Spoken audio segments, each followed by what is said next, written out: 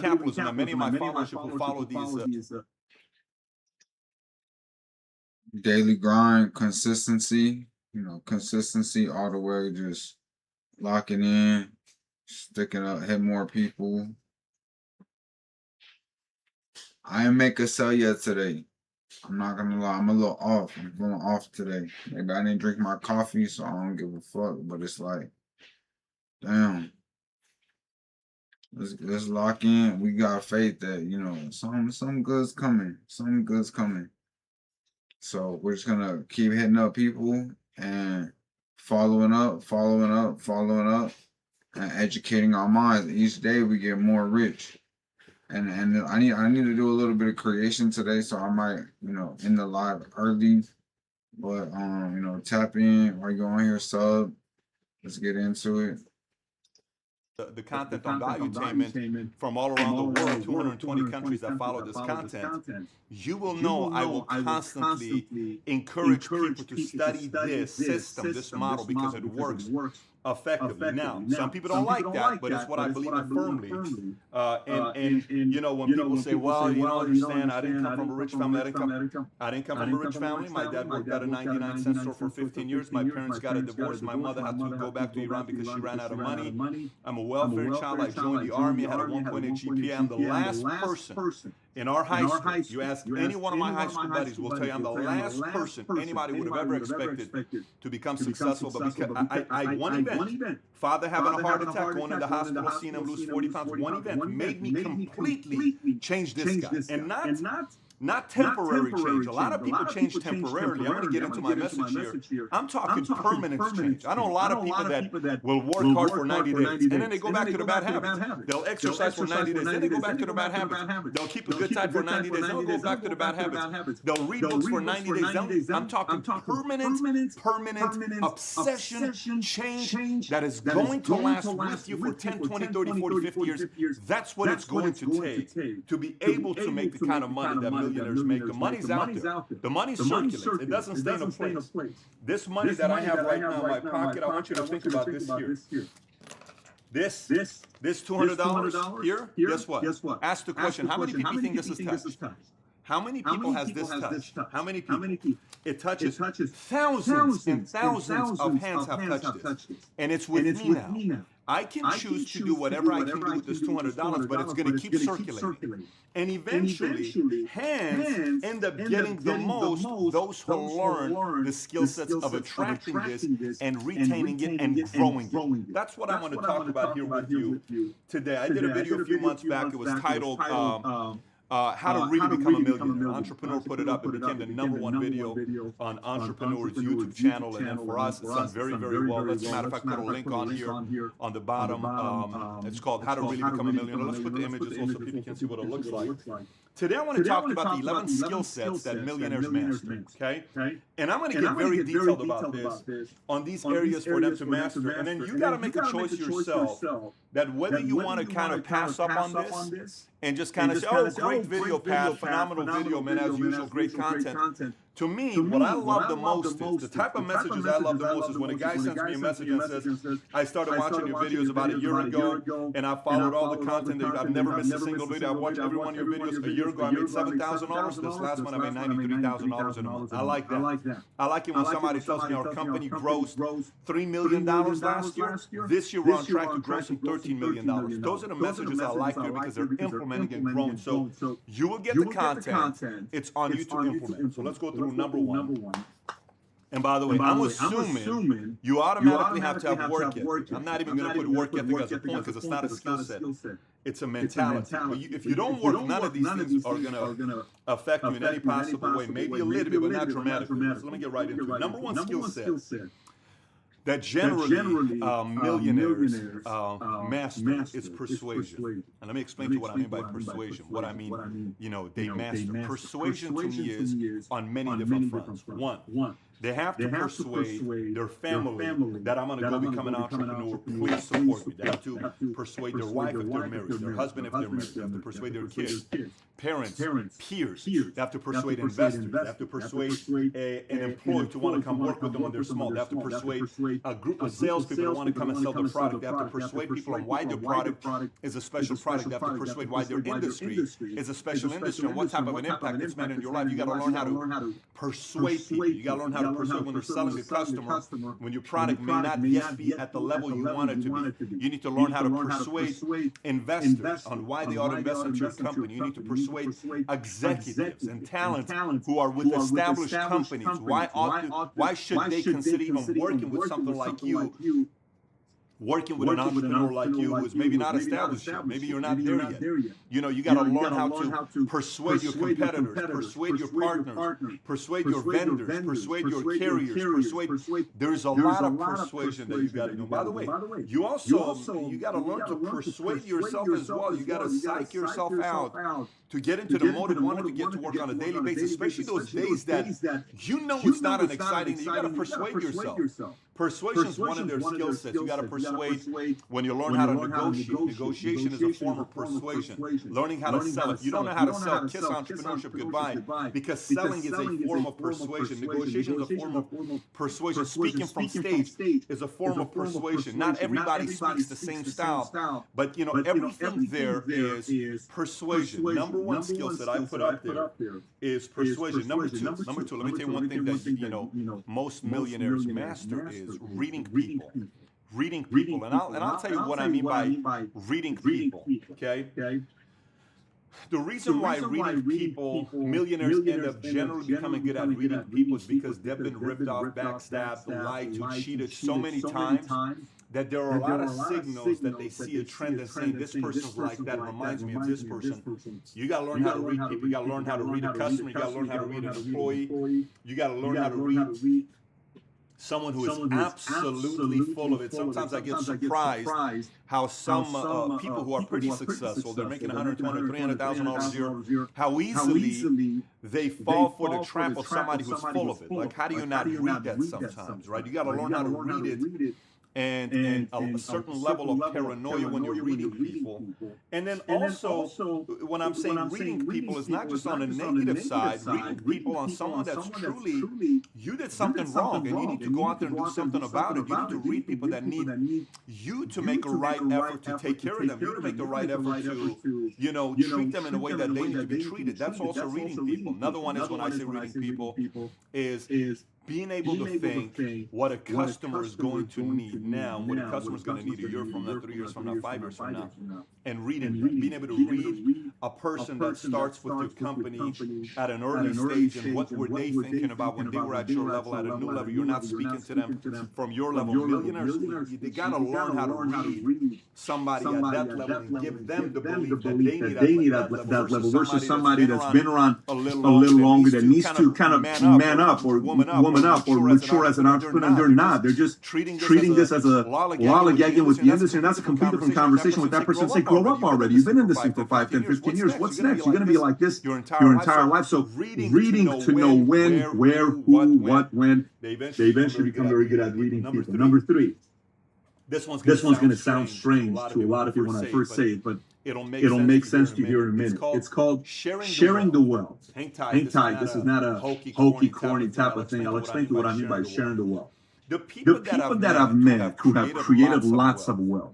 I live in a nice community, and I go to the guy across the street. He's a guy who was part of a technology software company. He was one of the many guys that became very wealthy when this company was bought out. I go to the guy on the other side, lives in a $6.5 million house. They built 5, 10, 15, 20 different dealerships. Berkshire Hathaway came and bought him. They won the biggest dealership here in town in Dallas and Texas. They bought him out. He was one of the many people who all experienced a lot of wealth, and they made lots of money. I go and sit down with people who were part of startups, and you hear stories of so many people. You look at Microsoft on why they kept growing, Apple when it kept growing. When Steve Jobs died, most people don't know this, he only owned 0.6% of Apple stock. Think about it. The CEO, the founder, only ended up owning 0.6% of of stock. stock. Now, Now, some some people people say, say, well, well, it's because he left and went to next and he sold another. Okay, I get it. Still, 0.6%. Microsoft, Bill Gates. So many people became wealthy with Microsoft. So many people became wealthy with Amazon. So many people become wealthy. Anything that's ever at the highest scale, wealth has to be created by multiple people. The Clippers organization is owned by former employee of Microsoft. The Seattle Seahawks and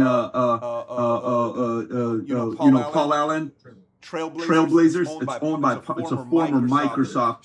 So when you go and study this, you will notice that a lot of people who create their wealth do it that way. I remember one time I had a gentleman I was working with, and he was Jewish, and he would always tell me things about why the Jewish community has money and makes money. And so say, you know what, very vocal guy, big personality, always had money, always made money, and everybody that touched him also made money with him. I said, so what is it? He says, let me tell you the key to success to the Jewish community business people. I said, what is it? He said, when we make money, a lot of people make money. He says, you know what happens when you make money? A lot of people make money. I said, what's that? Everybody constantly wants to go in business with you because why? Every time they go in business with you, who makes money? A lot of people make money. So you keep getting people that keep coming and doing business with you. Now, some of you may say, that's not true. I know this guy that he made his money and it was all him and all this. Fine.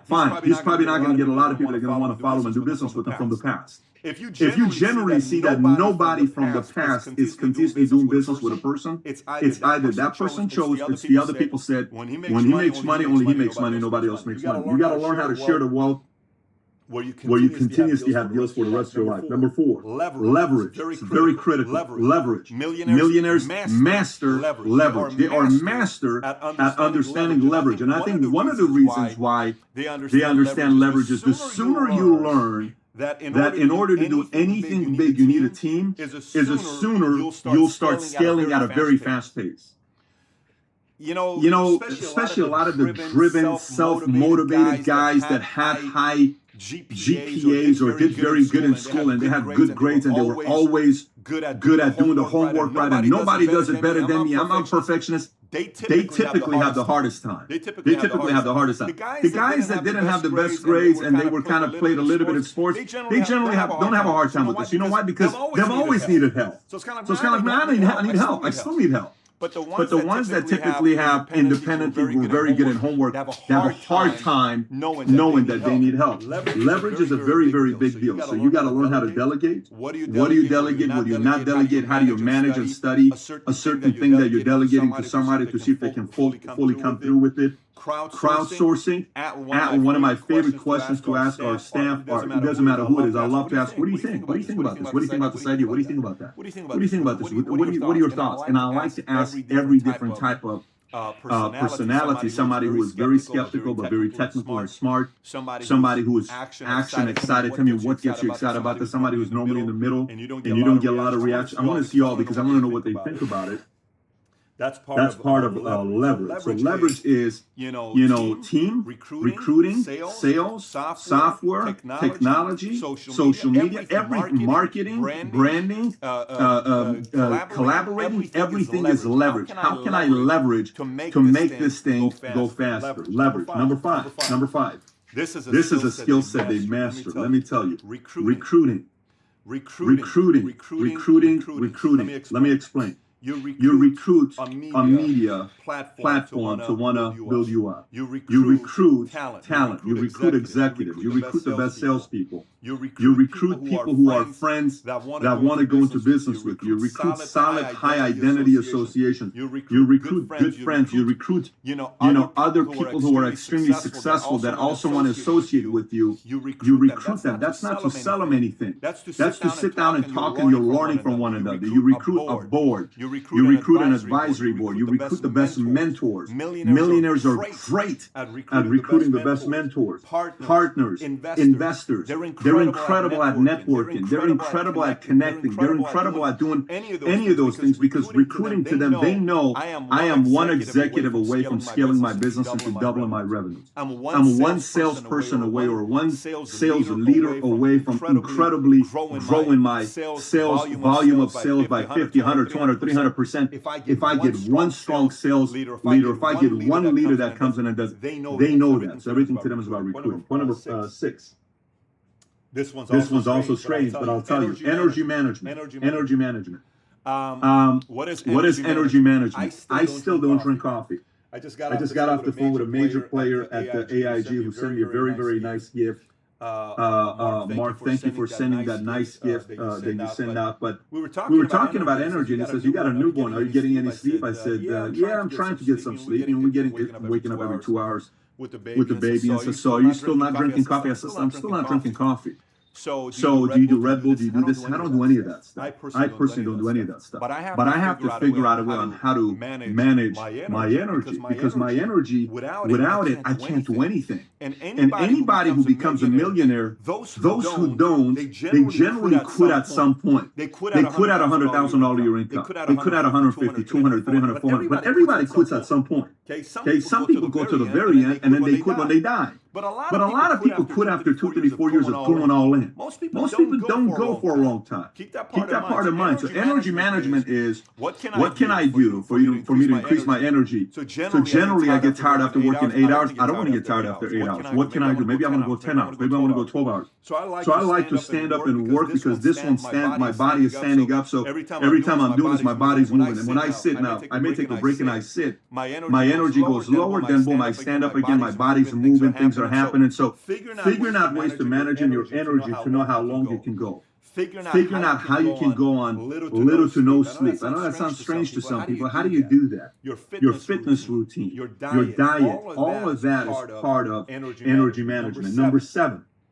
Anybody who's been following my content for a while, you know I made a video that was called the most important thing to teach my children, right? And it's called what? How to process issues. Millionaires learn how to process issues. They learn how to problem solve. They learn how to sit there and say, if we need this, we need to do this. They know how to think about a problem and come out with a 1, 2, 3 step to doing something. Hey, we need to figure this part out. Let's call that person. Then call this person. Call this person. Email that guy. Call this guy. Let me call this person and say, okay, we got it. Here's what we need to do. That person's willing to do this. That person's not interested, but we need to call them back in the next 6 months. All this stuff that goes, but it's purely on learning how to process issues. And a part of learning how to process issues, I put this point, it was going to be separate, but I added in this, is within processing issues, where everybody's always bringing them ideas. We should do this, we should buy this, we should do that, we should do that. They also become very good at saying no to 90% of things. Keep that part of it. They say no to 90% of things because they're trying to identify which areas worth them putting their time into and not their time into, which areas worth them putting their resources into and not putting their resources into, which is part of processing issues. Number 8 is time management. They learn time management. And generally you learn time management because a lot of times a rookie entrepreneur may not even make it because they're spending way too much time on Facebook newsfeed. They're spending way too much time on a game, or they're spending way too much time on Snapchat following everybody else. They're spending way too much time on Instagram or all that other stuff, and they're not putting a lot of time into selling, front end, prospecting, creating, networking, relationship. They're not in the hunt, right? So you don't make it. You go straight to the cemetery of entrepreneurs who are millions and billions of people buried there who didn't make it. They tried and they didn't make it. Time management is when you learn how to make a 1.5 hour appointment become an hour and still effective. How you learn a 30-minute phone call to become 10 minutes. How you learn to leave a message that's an effective message, yet it's not a 6-minute message or a 4-minute message. They learn how to say a message in a bit of a faster way. They know what area they don't need to put time on and say, this is relationship. I'm not putting a deadline on this because this is relationship. Because sometimes you can also be the complete opposite without, okay, I got to go. And then the other person is offended by it because they're also busy and you're busy. It's kind of like, listen, I'm as busy as you are, so don't give me this I'm busy type of thing. Everybody's busy at this point. So sometimes people that play that card when they're not, it kind of rubs people the wrong way who they're already in the hunt at a high different level. So time management, they understand that. But they become very good on the time management side. Work, hours, week, all in. It's strange how they still find ways to save their sanity because you have to stay sane to go long term. You don't hear a lot of the people that make it to the highest of levels taking way too many vacations. You generally don't hear that, but they'll do a schedule of Saturday, boom, go, Sunday, and then Monday they come back to refuel. You'll hear them on Sunday being at a spa or a hotel all day and laying out and relaxing. You'll see them doing those sorts of things for them to re-energize. A lot of rookie entrepreneurs that get to 100, 200, 300, $400,000 a year income, vacation. They're wondering how come they don't absolutely explode and scale, because they're more concerned about vacation rather than doing the work. So that is a part of the millionaire's mindset as well. 9, how to manage money. You have to learn how to manage money, because everything to you is risk. Everything to you is, you have these type of resources and it's depleting. What can you do to make the number keep coming up so the income is increasing your savings that you have all in place? Accounting, timing of buying something you can't afford or can't afford. I remember when we first started a company, a PhD agency, I told my wife, I said, for 5 years, I'm not buying a house. And she said, babe, we can afford to buy a house. I said, I'm telling you, I'm not buying a house for 5 years. Babe, it's only $300,000 down payment. Baby, I'm not buying a house for 5 years. And I made it very clear. So she knew. I don't even want to talk about buying a house, because everything that came in is going back into the business. Everything. We rented for the first 5 years of me being, and we could afford to buy a house, but we rented. We rented. And then we bought a house. Then it's a different story. Why? Because I could do a lot more with that $300,000 in the company than I could with $300,000 down payment in a house, or $600,000 down payment in a house. Why would I want to do that? I don't want to do that. I want to stretch the money and make that $600,000 $6 million. Why would I want to tie that money up to something automatically right now? I don't need to be doing that. So risking it, saving to be able to risk more. One of the things about Apple that they're known for is they're very much about cash. And the reason why they've always been known as stingy, or all this criticism that people gave to Apple, they have cash to make decisions. Google has cash to make decisions. Companies have cash to make decisions. And when you have cash, when you want to buy something, you can do that. So cash is a very, very big part of manage your money as well. So number 9 is how to manage money. Number 10 is how to be aggressively patient. This is kind of strange, because how do you become aggressively patient? One, you are so aggressive and assertive on your part on what you can do to grow, but psychologically you're patient to know everything's going to work out. Because listen, I'm telling you, the reason why I believe anybody and everybody could become a millionaire, anybody and everybody could become a millionaire, because there's a formula to it. And some of the people that hate it when I say that is because they tried and they quit too early, or they don't want to work that hard. So it upsets them, because they would rather have an escape to say it's not true. You have to be smart. You have to be from a wealthy family. I'm not smart. I'm not from a wealthy family. I learned. I read 1,100 books because I was just feeding my mind constantly. So it's not I don't come from a wealthy or very intelligent, intellectual type of. I come from a simple, hardworking families. Where I come from. So, but you're gonna have to learn a part that is just working. Patient. I know it's coming. Working. And the reason why patience would come, say whatever product you sell. So let's just say it's real estate. If I know every week I plant 100 new seeds. Whether it's for a loan officer that I can build a relationship for him to use me as a realtor, whether it's to hardcore accountants that are working in the market that I want him to refer me as a realtor to their client, whether it's a community of everybody that buys and sells homes, every week I add 100 people to my seed. I'm planting 100 seeds. 2 weeks, that means I have how many seeds? 200 seeds. 300 seeds, 400, 500, 600, 700, 800, 900. I know something's about to happen. I know I'm about to get a call and say, hey, Patrick, this is John giving you a call. You and I met about 3 months ago, and you were a realtor. We got your car. Look, we're thinking about selling our house, and we'd like to get together. We really like your approach. Are you available for us to get together later on today? Sure, excellent. Because I'm doing this, I'm guaranteed to get this. I know for a fact this is going to happen. Most people, the reason why they don't get this, they're like, there's these 3 guys. If they buy the house from me, I'm going to be a millionaire. There's just 2 people. If they do business with me, they're just waiting on those 2, 3 people. It's not going to work. Seed. Boom. Patient. Comment. It comes. Then all of a sudden, when the floodgates open, let me tell you, you better get the band to be ready. When the floodgates opens, then it's just like, then you're saying, I can't meet today, but here's what I could do. I can send one of my associates to meet with you, and you can come to my office tomorrow. Now you're not going, now the people are coming to you because demand's high on you. Everybody wants to work with you. You have credibility. That's what I mean by aggressively patient. And the last one I'll make here to you, last one I'll make to you here is this. Those skill sets that these millionaires master, one of the skill sets that they master is learning. This kind of shows you master learning. Yes, they're constantly focused on improvement. They're constantly focused on improvement. How can I become better in this? How can I become better in that? How can I become better in this? How can I make the company better? How can I make the customer service better? How can I make the product better? How can I make my communication skill level better? How can I make my this level? How can I make everything is about improvement? Everything today. How can we beat our prior best? What's the most we ever did in here? 68? Let's do 72 this month. What's the most we ever done over here? We did 102. Let's try to break that number. What was the most you ever done? What's the most calls you made in a week? What's the most opponents you ran in a week? Everything is let's beat that. Let's beat that. Let's beat that. Let's beat that. Let's beat that. Because it's always constantly about improvement. And all of a sudden, every department is getting better and improving. Every department is getting better and improving. So they're learning. They're all about self-education. They have a beginner's mindset. Let me explain. Sometimes when you see people that have made money and they're extremely cocky, they no longer have the beginner's mindset. They've already surpassed what they thought they're going to make money-wise. The beginner's mindset is somebody that's so curious. How do I do this? How do I get this better? What do I do about this? How do I do that? How do I get this? And what do I do that? Everything is about learning. That's all they're doing. They want to learn. That's what they're doing, right?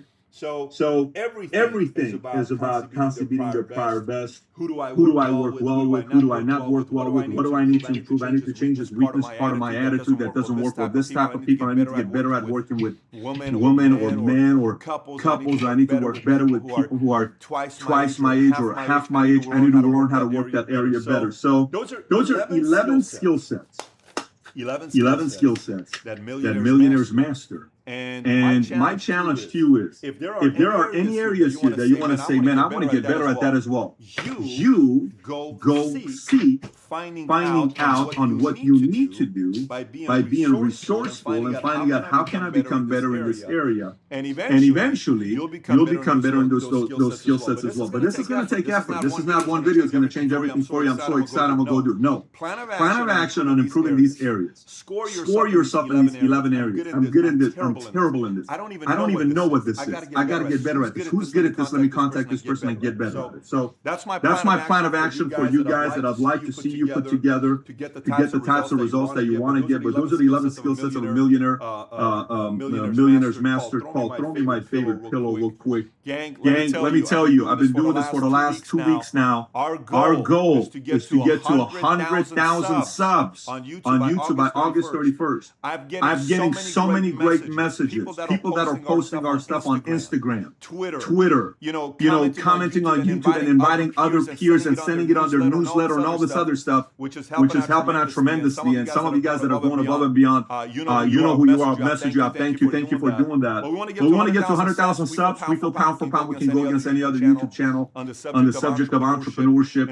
And so if you haven't subscribed yet, please do so. And if you got your friends following, please help them also, encourage them also subscribe to this channel. I'm launching something very, very massive in August, and our goal is to get to 100,000 by the time we launch that project. With that being said, if you saw this video on a complete different website, you can always come back to patrickbedavid.com. Boom. And if you got any questions or comments, please comment on the bottom. Thanks for watching, everybody. Take care. Bye-bye.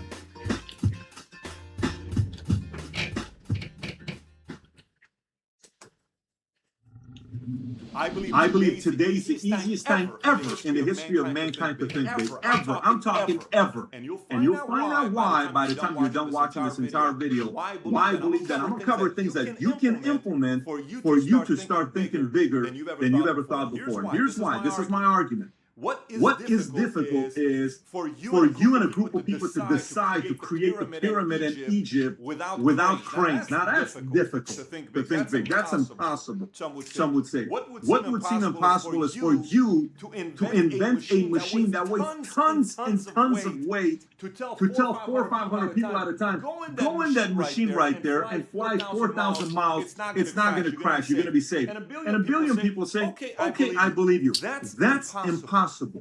That's difficult to say I'm going to think that big. Or I'm going to create a ship. It's okay. You guys can get on this ship. I know we don't see what's out there. Your name is Christopher. Christopher, go out there, and we don't know what's going to happen. We're going to make it out of wood because we don't know how to make it out of metal at that time. You go straight, and eventually you're going to get to maybe another land, and you can call it. It's your land while people have been there. That's impossible. That's not thinking big. That's impossible to a lot of people. Landing on the moon for the first time has never been done. We don't even know what's out there. You know what? Why don't we just go up there? We don't know what's out there. We keep looking through these lenses, and it's kind of cool. I think there is something out there, and it's called this, and it's called that. Let's go check it out. That's difficult. Today, for an entrepreneur to think big, piece of cake today requires energy, requires the formula, requires effort, requires the desire. But if you're somebody that's watching this and saying, Pat, I absolutely want to think big, I'm going to cover it with you here today. But before I get into my points, I want to first of all thank a lot of you guys. Today's my birthday, and we've had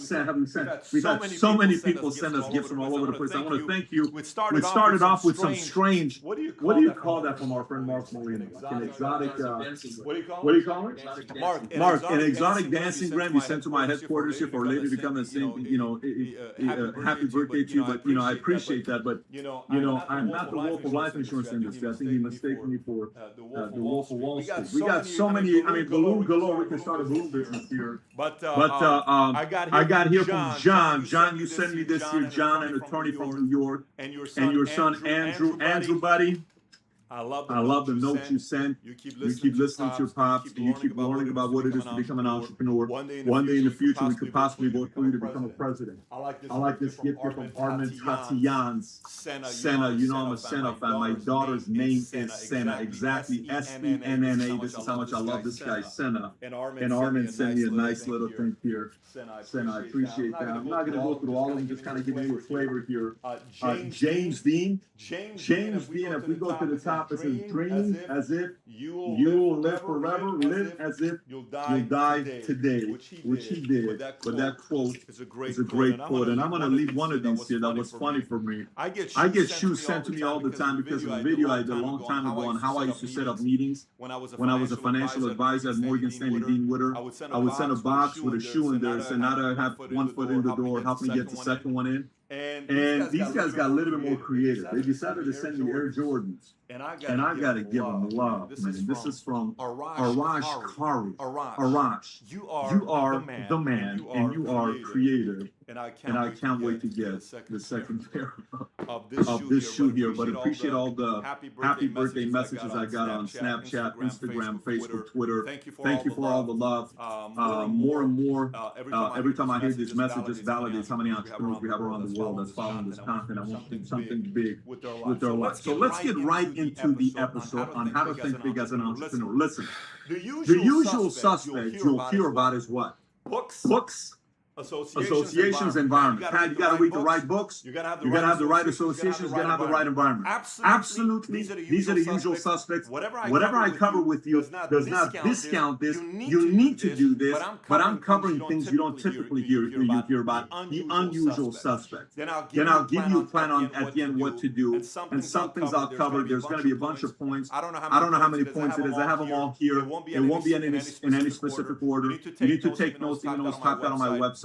But you probably have a lot of questions you want to ask about this. That'll start dialogue on the bottom. Okay. So let's get right into it. One of the things is that I love doing is I look at everything on thinking big from the standpoint of math. So let's just say math. Math has a lot to do with thinking big. Let me make my case to what I mean by math has a lot to do with thinking big. The way I used to do it was this. I used to ask myself, what number comes after 3? So if I can make $3, do you think I can make $4? Everybody would say what? Of course. Okay, if I can make $100, can I make $200? Yes, Pat. Where are you going with this? If you can make $1,000, can you make $2,000? Of course. If you can make 10 grand in a month, can you make 11 grand a month? Yes. Of course you can. So when does this stop? Never. It only stops when you when you no longer are applying math to to thinking thinking big. You see, thinking big to me is purely a math thing. No No numbers numbers and and end number. If I ask you right now, what's the biggest number in the world? You can't think about a number. Because Because there isn't a number that's that's the biggest number in the world. A A billion times billion times billion is still a number that's bigger if you give another multiplication times another billion. And that's still not the biggest number if you go against another billion and another billion and another billion. There is no number that's a limit. People are going to hit these numbers. Billionaires seemed impossible until somebody became a billionaire. Today, Elon Musk could be the first guy that could potentially be a trillionaire if he goes at the pace that he's going. This is going to happen. But you need to take these big numbers that seem impossible. And I'm starting with this first. You need to take numbers that seem impossible and just know it's numbers. There is nothing to be afraid of numbers. It's purely math. What is so big about numbers? Nothing is big about numbers. You need. Hello. Yo, What's up, man? bro, you want this $100 on the 16th, man? How the hell all my accounts be going on? Like, fucking shit be crazy, man. Like, accounts don't never stay on, gang.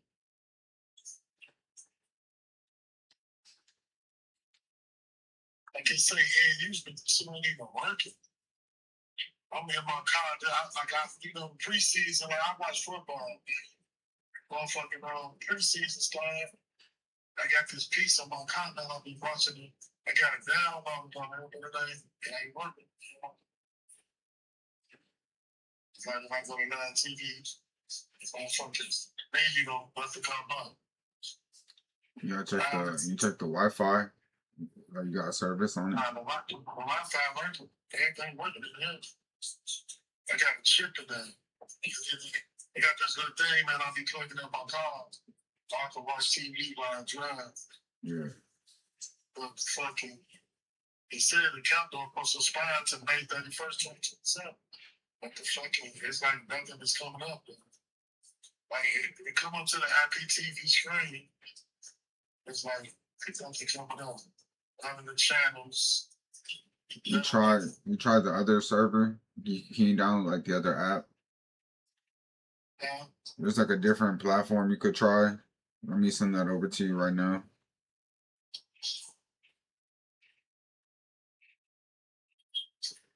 It's type on the calendar, say active. It says max connection for active, but see, this is not a trial account.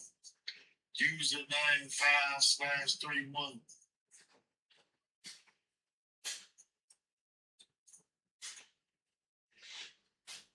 But you downloaded the app on there? Because you could download like a different app and then you can log in with that. Okay. It's crazy. I don't know how it works, but it should usually work.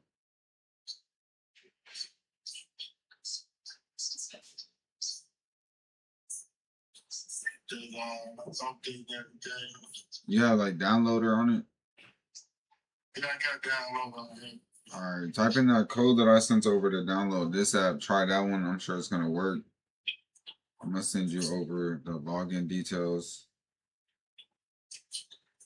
And then just shoot me a text. Let me know you got logged in. Okay. Alright, man. Later. Bye. To look at math first. Period. There's always a math. The difference between a small thinker and a big thinker is the multiplication. The big thinker is multiplying. The small thinker is additioning. He's only adding. 2 plus 2 plus 2 plus 2 plus 2 plus 2 is 12. Or 10, whatever. If it's 5, it's 10. 2 times 2 times 2 times 2 times 2 times 2 is not 10. It's a lot more than that. It's multiplication. But it's math. Multiplication, addition, math. It's purely math. So start off with whatever you think seems absolutely big that you cannot do. Bring it down to a number. Look at it as a number that you haven't done yet. That's all it is. It's a number that you eventually need to get to. to do. So number one thing that I like to do is I look at everything as math. I bring it down, make it a smaller bite, and I know I can get the bigger bite, but I got to get a smaller bite now based on that. Next point about how to think bigger. So whatever the big thinking idea is that I have, whatever the big thinking idea is that I have, I need confidence to be thinking bigger. And confidence happens with smaller victories. Okay? If you can have small victories in a game or in business, you eventually start believing you can have the bigger victories. But a bigger victory doesn't all of a sudden happen. A big victory is a combination of many small victories that didn't stop after another one. You have one victory, you go get another one, and another one, and another one, and another one, and another one. All of a sudden, you have a massive victory. So you got to have a lot of your small victories that are taking place together while you're going at it. Another thing I would do is, say you have a big idea and you want to do something big. Say you have a goal in your business. You want to do something big that's never been done in your business before. Test it with 5 people and see if you can convince one of them that believe you. Very interesting exercise. Get 5 of your team members. You got 5 salespeople. Meet with them individually or in a group setting. Or take 5 of your employees. Take your wife, your boyfriend, your girlfriend, your husband, brother, sister, mom, dad, best friend, whatever it is, and tell them the idea. Hey, you know what I'm thinking about? What are you thinking about? I'm thinking about doing this, and one day we're going to do this, and and see their reaction on how it is. If you convince them to believe you even this much, it's possible. Does that make sense? I don't know if that made sense. Try to convince somebody about the big idea that you have and watch their reaction. That ought to tell you a lot. For instance, I remember when I had nothing going on. I was broke, 49K in debt. I had nothing going on. I'm driving a Ford Focus. I would go intentionally to Ferrari dealership. And you know what I would do? I would go to the car. I'd walk in. I'd walk in and I'd walk around in the dealership and I'd be looking at the cars. And I wanted to ask myself, can I convince this car salesman, by the way he looks at me, does he believe I can actually be a qualified buyer? And if you go in and nobody comes talks to you, they don't believe you're a qualified buyer. If you go in and they come and talk, you're like, you know what? He just acted like he believes I can buy this. Maybe I can one day buy this. Go to a real estate showing where they're selling $3 million homes and walk in. And walk around. Because I'm here for this open house. Great. And see if the listing real estate agent believes you. Watch the reaction. The first thing they'll do, they go like this. They'll come up. But forget what you look like. You know what they look like? At your body language, at your eyes, the way you walk. If you convince them, they're trying to tell you, I believe you could potentially one day win a $3 million house. That's what they're really saying to you. So take your idea and share it and pitch it to 3 to 5 other people and see how they react to you. If their reaction is believe it, even if it's 10-20%, then it's possible for you to actually go out and possible. You just got to think big, right? Test it out with the people around you. Another one is study people. When I say study people, I don't mean by studying people in a way where everybody says, go study this person, go study that person. Study what that person studied. So, for instance, don't just study Michael Jordan. Study who Michael Jordan studied, which is David Thompson. Don't just study David Thompson. Study who David Thompson studied. And go deeper in that. Don't just study, I used to study the people that I was looking at in business, in the insurance world, and I would say, man, what made that guy special? Who did he study? He studied Teddy Roosevelt. He studied Coach Bear Bryant. He studied Churchill. Now, let me see why he studied those people. This other guy was so strategic. He studied Alexander the Great. He studied Darius. Why did he study those guys? Oh, now I understand why. He studied the Chinese emperors and what was he doing studying the China dynasty and all these guys that built this big military? Why was he studying them? This other guy here, layer it out. And then why was Tony Robbins studying this guy? Why was Reagan studying? Why was Kennedy? Why were these people reading? Who would they study? So go deeper and deeper and deeper and deeper and deeper. What this does to you is this. Let me tell you what this does to you. It tells you that the person that you admire now, at one point they doubted, but they studied other people that injected belief in them to make them believe that they can be the person they are now that you admire. I hope I'm making sense. I'm not trying to get too technical. Go study who they study, and that'll give you a source of inspiration to know that you can one day be the person that you're looking at saying, this is impossible for me to be like this person. No, you can, based on studying the people that they study. Let me continue.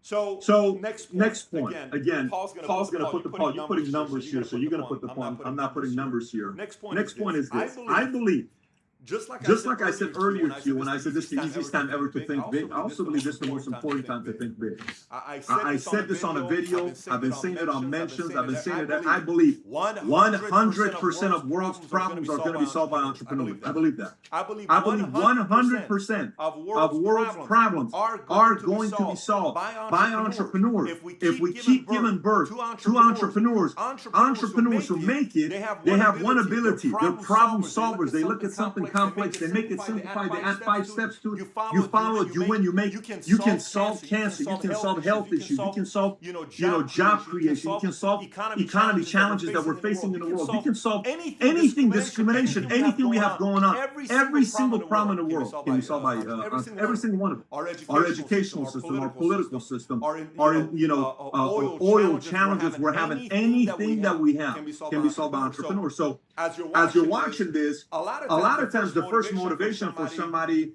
who's never been an entrepreneur will say, well, man, it'd be kind of cool if I have a lot of money to have this, to have that, to have this. That's great. There's nothing wrong with all that stuff. Don't let anybody convince you having a big house, having cars, and having toys is not important. If you like it, you go get it. But it's got to be bigger than that. It's got to be bigger than that. You got to want to do something bigger than that. Today, know that the world is counting on you to solve some big problems. You can run your business, but know that you got to figure out a way for your business that's making a lot of money to also make a positive impact in the world. Social cause, positive impacts in the world with you being an entrepreneur. Next one, imagination. Big thinkers. If you're ever on big thinkers, today we just had a meeting, literally a meeting right now. It was a meeting we had right now with you, Paul, and Tom, right? And we're writing stuff on the board. All of a sudden, boom.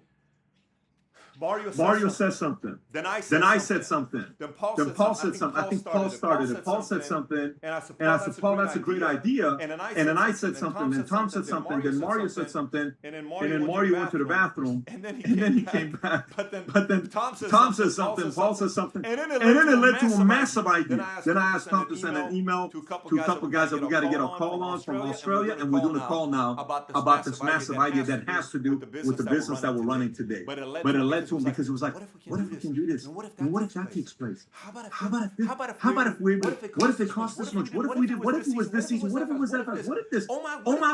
Imagine if we could pull it.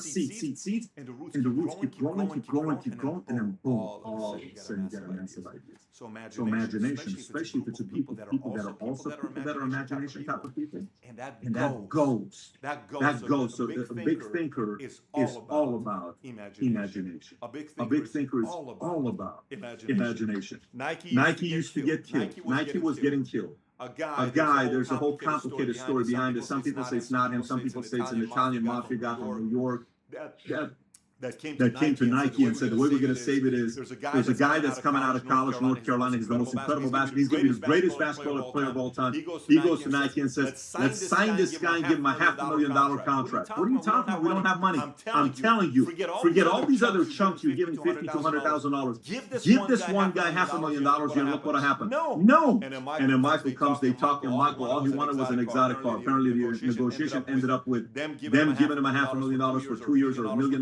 for 2 years, and a Lamborghini or something to Mike. He signed the contract. And then today, you know what this is going to make Mike be worth in the next 10, 15? The numbers estimated $20 billion in 10 years. Imagination. This guy imagined what it would happen if we brought MJ to Nike to solve Nike, and Nike dominates everybody. And basketball used to be Reebok. Basketball used to be Converse. Magic was Reebok. Wasn't Magic Reebok? Converse. All these. Nobody was looking at Nike as basketball. And then they took off imagination. So you don't necessarily have to be the entrepreneur, by the way. You can be working with an entrepreneur in a company, and you all of a sudden come up with an idea like this that takes the business to the next level. You're a big thinker. You're linked to a big thinker. It wouldn't happen without you because you're the big thinker, right? So imagination. Next one. You got to turn off the noise. You got to turn off the noise. The noise needs to be turned off. And I'm talking different types of noises. One is too much social media time with newsfeed. It's noise. Too much. I don't need it. Too much political stuff right now. You think a big thinkers, looking at every single thing about Hillary Clinton and she's doing this. Did you know about she did this? And did you know Trump did this? And did you know that? They get bullet points in the morning when they wake up because current affair, you got to know what's going on with politics in the country you're living in. But if you go dive into it, then you're reading the conspiracy theory, then Zeitgeist, and Alex Jones, then, Rachel Maddow, and all this other, oh my gosh, did you see what Anderson Cooper said on Shanahan? Hey, Bill, you're too much into it. That's noise. Way too much noise. Way too much noise. Clinton and Trump are not going to change your life. They're not going to change your habits. They're not going to make you a better entrepreneur. They're not going to make you sharper. They're not going to help you come up with better ideas. They're actually going to consume your mind with things you shouldn't be thinking about that's going to piss you off. Because regardless who you support, you don't like the other person. So the other person is going to piss you off nonstop. Turn off the noise. Turn off the noise of negative friends, small thinkers. Turn off the noise of family members that don't support what you want to do. Don't even bring up the ideas in front of them. Some of them you can't get away from. Some of them are your parents. Some of them are your brothers and sisters, siblings. Some of them could be your boyfriend, girlfriend. Some of them could be your spouse. Some of them could be your cousin. Turn it off, and if you know you bring up an idea, they're going to go to negative town. Do not bring it up in front of them. Turn off the noise. Okay, turn off the noise. Stop any distractions, any negativity. Make time to think about what you could do to think bigger in the business, in the venture, in whatever company, whatever business you're running. As a real estate agent, insurance agent, as a technology, IT engineer, it doesn't matter. What can you do to think bigger yourself to be the dominant force in the company you're a part of, in the business you're a part of, in the industry you're a part of? What can you do? Think bigger. Right? Think bigger. Next one is test the capacity of an idea. What is the capacity of an idea? Take out a paper and pen or a board. All you need is a board and a marker or a pen and a paper. Test out the capacity of the idea. Okay, what would happen if this happened? How big can this thing get? It can get this big. How big is the market for this? It's pretty big. How big can that market be? How big is the market in New York? 8.3 million people. How big is the market in LA? 4.2 million. How big is the market in Houston? 8.8. Didn't they just pass Chicago? Chicago's not 3.6 or something. Yeah. That's a pretty big market. If we go, how big is this market for this? What if we actually, what if we sell to this market? What if we get into that market? What if we got more people that were doing? What if we got more people to sell the product? What if we got somebody apart? What if this person that teamed up? What if that person partnered? What? That's capacity is pretty good if we do this. But test the capacity. What if I take this even to a whole different level? Remember, Mark Zuckerberg wasn't necessarily a big thinker. He was a developer, a brain, a mind. The big thinker, where Facebook became who it is who? What's his name? Do you know the name? What's his name? Last name? Parker. Okay. So Sean Parker was played by who in that movie? Justin Timberlake. Sean Parker's a Napster guy. He says, man, I feel like we have $1 million opportunity. Sean says, no. This is a $1 billion opportunity. Right? He comes and he sees the capacity. And he says, what if we can get into this? What if this is not just universities? What if this is not just colleges? What if the capacity? What if we go to Canada? What if we go to Europe? You haven't even gone to anywhere yet. What if? And he's got a point. What if? Boom. Today, 1.7 billion users. Facebook. Dominant over everybody. Zuckerberg's worth 50-something. Sean's worth a few billion. Edward's worth a few billion. A bunch of people made a bunch of money. And it wasn't like a bunch of people made a lot of money. But everybody was thinking about what can they do to test the capacity. So everybody was testing the capacity of how they can make it bigger and bigger. Group of big thinkers that said, what if we can make this thing even bigger? Test the capacity. Next, let the idea loose. Let the idea loose a little bit. Let it loose. The Tasmanian devil needs to be let loose at times. You can't lock up a Tasmanian devil. You won't know his capacity. You gotta let him loose at times. You gotta let a great idea loose at times and see what it leads to. It could take you to places you never thought you could get to, but you gotta let the idea loose at times. You gotta let the idea loose at times, and you'll see it's great. It's kind of like test the capacity, but let the idea loose. So imagination, test the capacity, let the idea loose. They're all kind of somewhat together, but each one of them I want to tell you so you kind of understand the purpose of each one of them. Next, curiosity. Ask a lot of questions. For instance, I'm in an industry. I had a call today with a very big company. Let's just say a few $100 billion. We had a conference call today with them, and they're very interested in what we're doing. And I brought up the idea to them on what I want to do. Okay. And I got into, and I was telling them all these ideas on what I have going on, what I'm thinking about doing, and I started questioning certain things. And he's like, wow, it sounds like you know the market pretty well. And it seems like you kind of said, yeah, well, we were curious about this. Because we were curious, we asked this question. When we asked this question, we got this answer. And when we asked this question, it made us research this, and this research brought us to another question that led to another question, and we got the answer here. And then we also looked at this here because we were curious what could happen if we could do this.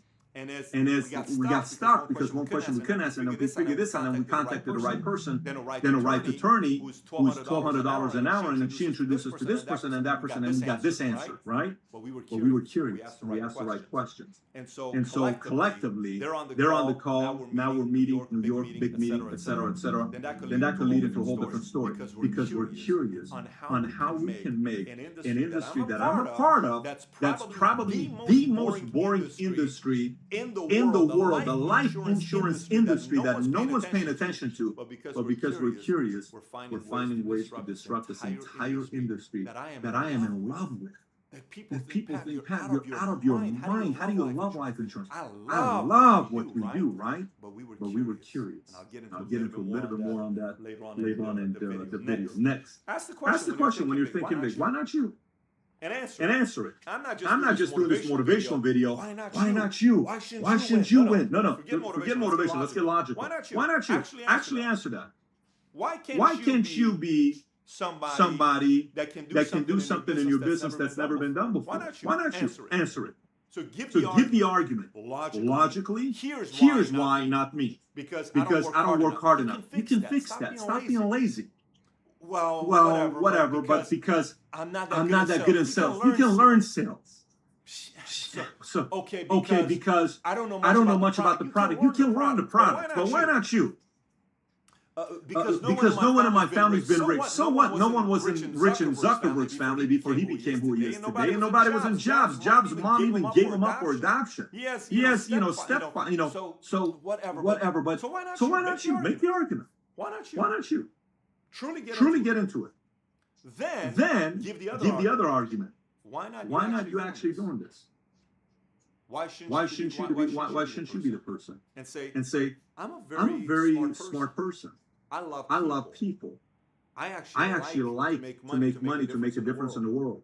And you know what? I care for people. And I have some things I want to do. If I get money in my pocket, it'll be good. I'll do good with it. And I got a big part. And I am talented. And I know the right people. Boom. That's why not you. Make both cases as if you're an attorney representing yourself. One, why not you meaning you shouldn't be the person? And the other, why not you meaning you should be the person? Sell both of them. And then see which argument wins. Some tells me the argument on this side is going to win. Well, make that argument. Take a sheet of paper and make that argument. Why not you? Question that a little bit. Who convinced you can't do it? Who convinced you can't be part of a group of people? I watch so many guys on YouTube that are even some of these guys are considered experts by big magazines, and they've written New York Times bestsellers, and they say some shit like, entrepreneurs are born. Give me a damn break. Entrepreneurship can be taught. Entrepreneurship is an inspiration that comes from here for some people that want to solve a bigger problem. What do you mean entrepreneurship is something you're born with? I completely disagree with that statement. Fully disagree with that statement. Jumping 48 inches? That's God-given ability. You can't do that. Entrepreneurship, it is a formula. If you hang around other people that think like this, and you watch this video, and you watch all of Valuetainment, or some of the people that are feeding the right type of content to you, and the right books you read, your imagination won't stop working. Because the entrepreneur is numbers, solving problems. How can I do it better, faster? Why can't you learn those skills and skill sets? Why can't you? You can't. So why not you? And don't let anybody convince you that people who solve some big problems and are big thinkers, they have to be born being big thinkers. I'm here to tell you, you can figure out the formula to thinking bigger. Don't let them convince you that these elite people. Sometimes I sit around my friends who are worth money as well. I'm around these guys all the time. So now, hey Pat, come around the meeting. We're gonna go have some party with these billionaires. We're gonna go hang out. Okay, great. I'm good with these guys. I was always special because we're. Oh my God, stop it already. When you almost lost everything, you did not think you were special. None of us do. And then we have our break and we win. You can do it as well. Next one. Cut the fat. Cut the fat out of your life. Let me tell you what I mean by cut the fat. If video games is not how you're planning on making your money, cut the fat. If you have these three hobbies of you playing badminton in Bakersfield, or you're playing ping pong or bowling league or all this other stuff that's requiring 9 hours of your time, cut the fat. If you got three girlfriends or three boyfriends, cut the fat.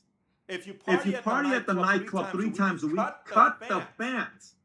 If you're going out there not taking life seriously and there's 2 bad habits you have or vice that no one knows about, cut the fat. It's holding you back from thinking big. Stop it.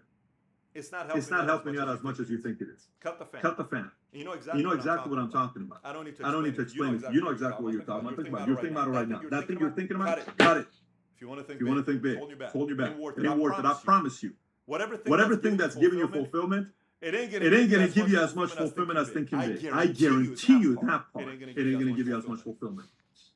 You gotta cut the fat. Next is believers. Be around believers. Now, there's a part of this that's environment, but I'm talking about believers that's believing in your idea. This could actually happen. What if we could actually do this? What if we could actually pull this off? You need believers. Just like Justin Bieber has his fans, he calls them what? Believers? You need believers is what you need. You don't need no believers. You need believers is what you need. Okay, next. This one's a little technical.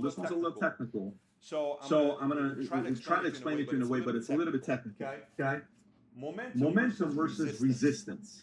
Momentum versus resistance. What is momentum versus resistance? Big thinkers typically have one of these two on their side. One of these two on their side. No one goes and takes the normal way out of being a big thinker, right? It's either they get themselves caught up in the momentum that's taking place in an industry, or they go absolutely against resistance, and they win, they become a hero. You want some points? I'll give you some points. For instance, John F. Kennedy had momentum. Okay? MLK went against resistance. Now, both of them, they were assassinated. I'm not telling you you're going to get assassinated. I'm telling you they both did something that history favors both of them. JFK, MLK. JFK, MLK. JFK had momentum. MLK had resistance. History books, 2,000 years from now, if Armageddon doesn't happen, and we're still around, and our great grandkids are around, they're going to know about JFK. They're going to know about resistance. MLK. Let me continue. Today. On this side, you would have Elon Musk. Resistance. Why? You tell me the last time somebody broke into the car market and gave Ford, Toyota, Chevrolet, GM, all these guys a run for their money. You tell me the last time someone did that. Who? Fisker failed. Who else you're thinking about? When's the last time? How many years? No one has. Elon Musk went against resistance. Let me get this straight. You're going to create electric cars, and you're going to take market away from these bigger guys? Yes. How are you planning on doing that? It's resistance. He went against resistance. The other one, PayPal. Resistance. Why? No one's gonna trust. Remember back in the days when people didn't trust buying things online? I don't trust you with my credit card information. Remember those days? Today, how often do you give your credit card information online? They had resistance. There was resistance for it. Amazon was resistance. You're gonna stop selling books in bookstores? No. Orders. No. Barnes and no. Resistance. You proved. You won. Almost went out of business, but you won. Okay. Now momentum. Netflix is momentum. But that's also resistance. No, it's momentum. Today, I watched a movie. What movie did I tell you guys about? I was very impressed with. Accountant with Ben Affleck. I'm not a Ben Affleck fan, but Ben Affleck did a Good Will Hunting, phenomenal, and Accountant, best movie of the year for me. Phenomenal, right? Right now, you know what momentum is? Today is not making movies, is making episodic series, whatever you want to call it, House of Cards or Narcos, or give me some of them. All these other things that are out there. That's momentum. So people are making it. YouTube wants to do that. You got Roku, you got Hulu, you got everybody. That's momentum. People are on that momentum wave. In mortgages in 2003, 2004, when mortgages was skyrocketing, everybody was getting into the NAGAM, pick a payment loan. That was momentum. You're riding the momentum. But in 2008, Big Short, the movie, that was about what? Michael Lewis wrote it. That was about resistance. Same industry. One way is momentum, the other one is resistance. They said, no, this is going to collapse. Here's $300 million. You're out of your mind. Goldman Sachs, here's $300 million. Yes, he's an idiot. Resistance, day one. Made a lot of money. Millions of people lost their homes. Resistance. So what are you doing? I'm in the resistance game. I'm in the life insurance business. I'm not in the momentum business. I'm in the resistance business. I'm in the resistance business today. I'm in the business that most people say, oh, I'm not going to get into insurance. I'm in the business right now with the financial industry, regulation. I'm in the resistance business. But here's what I do know about the resistance business. I do know 41% of Americans don't have any life insurance. I do know 95 million adults today don't have life insurance. I do know we have the fewest amount of life insurance agents we've ever had in America in a long time. Nearly 50 years. 50 years. I know what's happening in the industry. There is resistance in our industry. I know the industry lacks in multicultural agents. I know the industry is increasing in multicultural clients that like to be sold preferably by multicultural clients. I know the industry has resistance because 25-year-olds coming out of college are not turned on by the life insurance industry. We're doing it. And we're very comfortable saying life insurance. Our competitors are afraid. Don't use the word. People don't like it. I don't care if you don't like it. I love the industry. Resistance. I know. People buy shoes, cars, homes, clothes. No one buys life insurance. Life insurance is sold. It's resistance. I know it. But I see a massive opportunity with it because I see exactly what's going on with the industry. I chose resistance. You don't have to choose resistance. There's momentum, there's resistance. You choose which one you want to be a part of. And by the way, I can go on right now. VR virtual reality is what momentum's the hot thing. Virtual reality, right? You got offense, you got defense. You can put it up the way you want to put it up. But virtual, you got the offense, defense. I already covered a bunch of these things that I have here. Momentum, resistance. How is your business going to be part of either one of these things? Is it going to be momentum or is it going to be resistance? Big thinkers figure one of these two out. You know what? If we do this, what if this thing gets like this because there's momentum? You know what? There's so many problems in our industry. What if we actually solve it? We're heroes. Resistance. Which one do you want? Big thinker chooses one of these two. Make a list of it. In your field, in your company, in your industry. In your profession you've chosen to be a part of. Which one do you want to be part of? You can choose either. I chose resistance. Many choose momentum. You can choose your own. Okay? Let me continue. Next. Look where no one's looking. Look where no one's looking. I've said this so many times. You go to a bar, men. When you go to a bar, who is everybody looking at that bar or nightclub? Who? Hottest girl in the club. And everyone knows which one it is. The girl in the green dress. Everyone's checking her out. And guess who's around her? Everybody. You know what your odds are? If there's 500 men in that nightclub, there's one of her, it's 1 to 500. You know what that percentages are? 0.2% chance she's going to say yes to you. You want those kind of odds? You don't want those kinds of odds. Go find the 8. And look what happens with the 8. The 8 has only 30 men looking at her. You're one of them. You got 3% chance. It's higher chances. Go look at places that no one's looking at. And see who's more interesting. It's not always the sexiest thing on the outside that's the best company to be a part of or the best industry to be part of. Sometimes it's where no one's looking. Everyone's going here, you go here. Everybody and their mothers is joining this incredible next movement that's going to be the revolution of da-da-da-da-da. That's great. Let them go. You go look at something no one's looking at. Massive opportunity. Blue ocean, red ocean. Shark-infested market. Everyone's biting, killing each other. There's only a couple sharks you're dealing with. You can actually negotiate with those sharks. Say, listen, I got a big bite. You want to share this? Yeah, here's a bite for you. Here's a bite for you. We're cool? Pepsi, Coke. Big market. You take some, I'll take some. Are we cool? We're cool. But only 2.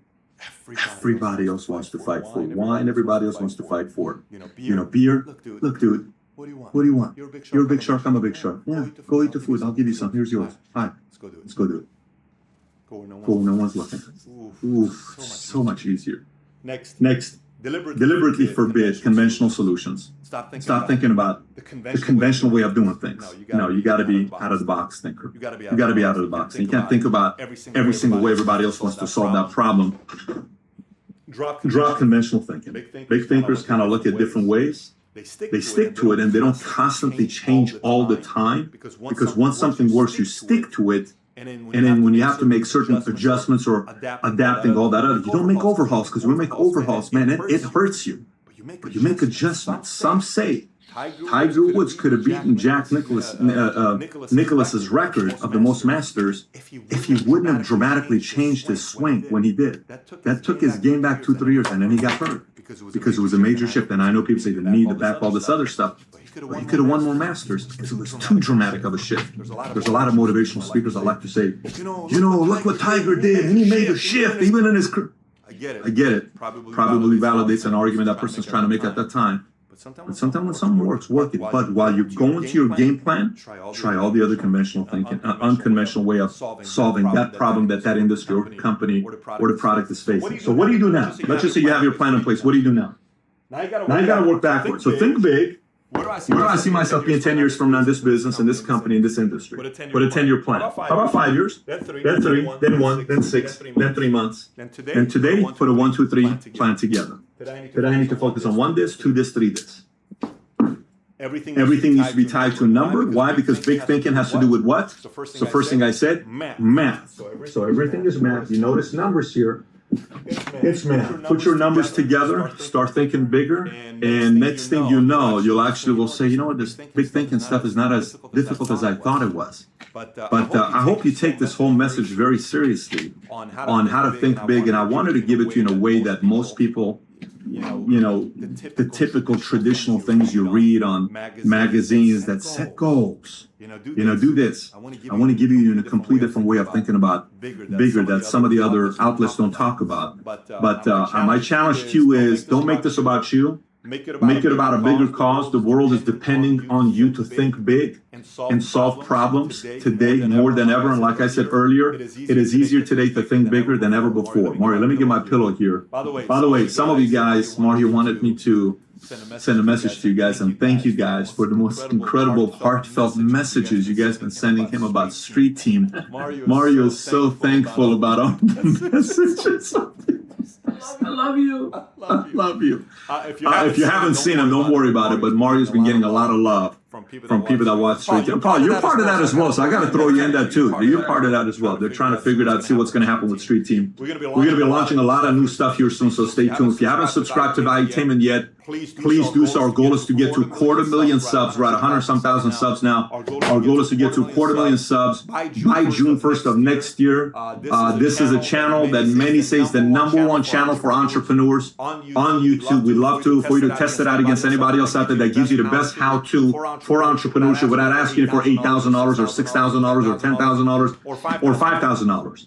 Free content that we have here.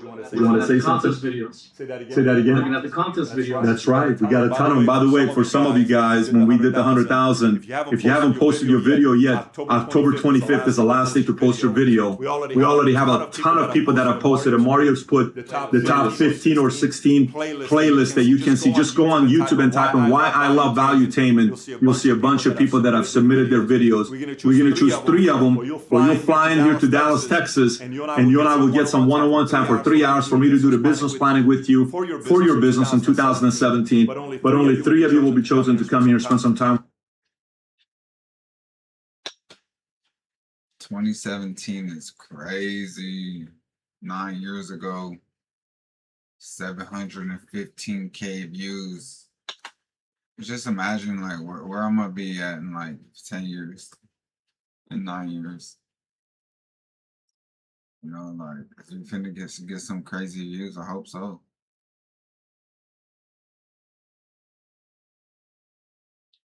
I'm line some shit up.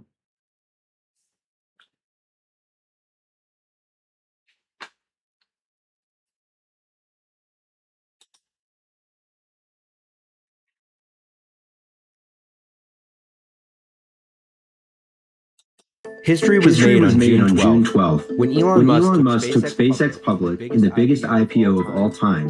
The world officially crowned its very first trillionaire. Musk's wealth explosion has completely divided people, inspiring his devotees, thrilling his investors, and enraging those demanding higher taxes on the ultra-rich. But while it feels incredibly sudden, remember, Musk was worth less than $25 billion just 6 years ago. A closer look at history shows that this moment was always inevitable. America has been marching toward its first trillionaire since the 1780s. That's when John Jacob Astor arrived in the U.S. and built an empire on fur, tea, and Manhattan real estate, likely becoming the first self-made millionaire in the process. American ingenuity soon swelled the millionaire class to include titans of tobacco, steel, banking, even refrigerated rail cars. It took more than a century to go from the first millionaire to the first billionaire, but by 1918, when Forbes magazine surveyed the foremost bankers in the country, John D. Rockefeller had achieved the feat, having amassed a fortune of $1.2 billion.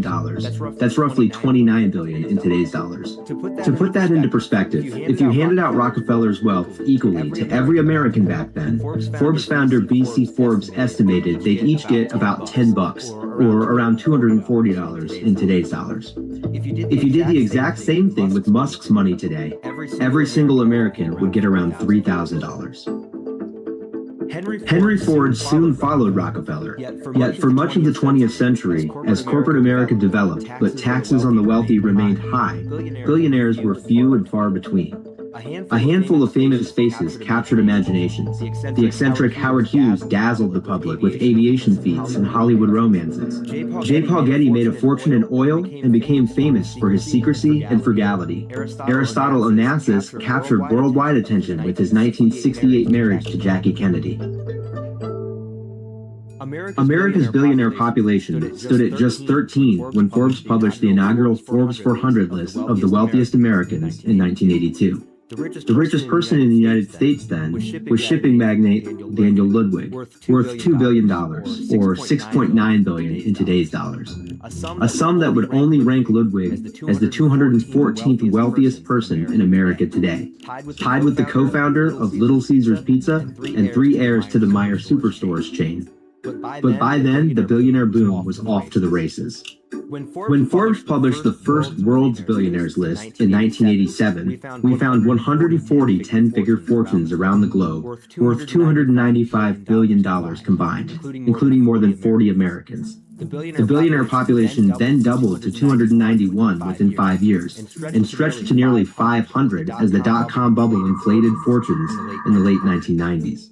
With Microsoft stock soaring, Bill Gates hit a number of milestones, becoming the first person worth $25 billion by 1997, then $50 billion by 1998, then $100 billion for a brief moment in 1999 before the market crashed. It took nearly 2 decades for someone else to hit $100 billion. That was Jeff Bezos in 2017, hitting the milestone a century after the appearance of the first billionaire. It then took Bezos just 3 years to double it, becoming the first person ever worth $200 billion amid a run-up in Amazon stock in 2020. Now the rise of Musk makes those numbers seem almost small. He first debuted on Forbes' annual World's Billionaires list in 2012, 2 years after taking Tesla public, with an estimated net worth of $2 billion, good for the 634th spot on the ranking. Within 9 years, Musk was the planet's richest person, worth nearly $190 billion in January 2021, as Tesla shares had soared by more than 20,000% since their IPO. In late 2021, Musk became the first person ever worth $300 billion. Musk spent a couple years trading the wealth crown back and forth with Bezos and French luxury goods mogul Bernard Arnault, but has kept an iron grip on the title since June 2024. Thanks to Tesla's high revving price and SpaceX's skyrocketing valuation, Musk became the first person ever worth $400 billion in December 2024, $500 billion in October, $800 billion in February, and finally $1 trillion on June 12th. It was sort of like every few months we saw Musk breaking a new record that we never thought we'd see in our lifetime. But it's not just Musk. Billionaires everywhere are smashing records. In March, Forbes found that the planet added more than one new billionaire per day over the past year. There are now a record 3,400 plus billionaires worldwide, up 50% from a decade ago. They're worth $20 trillion combined, up from $7.7 trillion in 2017. And a record 19 people are now worth $100 billion or more, each of them at least 3 times richer than John D. Rockefeller was in 1918, even after adjusting for inflation. Larry Page, the world's second richest person, is worth an estimated $291 billion. That's as much as all the world's billionaires were worth in 1987 combined. Page's fortune has more than tripled in 3 years. His Google co-founder Sergey Brin is nearly just as rich. The pace just keeps quickening. Sports stars are now earning their way onto the billionaires list. Prediction markets are capturing huge valuations. From chips to chatbots to data centers, there seems to be an unlimited demand for any business with any tie whatsoever to AI. Taylor Swift spent a year and a half as the world's richest self-made woman billionaire until Lucy Guo of Scale AI unseated her. And even that only lasted 8 months, until Kaushi's Luana Lopez Lara joined the billionaire ranks. Meanwhile, Guo's co-founder Alexander Wang became the youngest self-made billionaire of all in 2024. Then came Shane Copeland of Polymarket last October. Copeland held the distinction only until 22-year-old Mercor co-founder Surya Midha became a billionaire 20 days later. Given this crazy explosion in wealth, Elon Musk might be the first trillionaire, but he certainly won't be the last.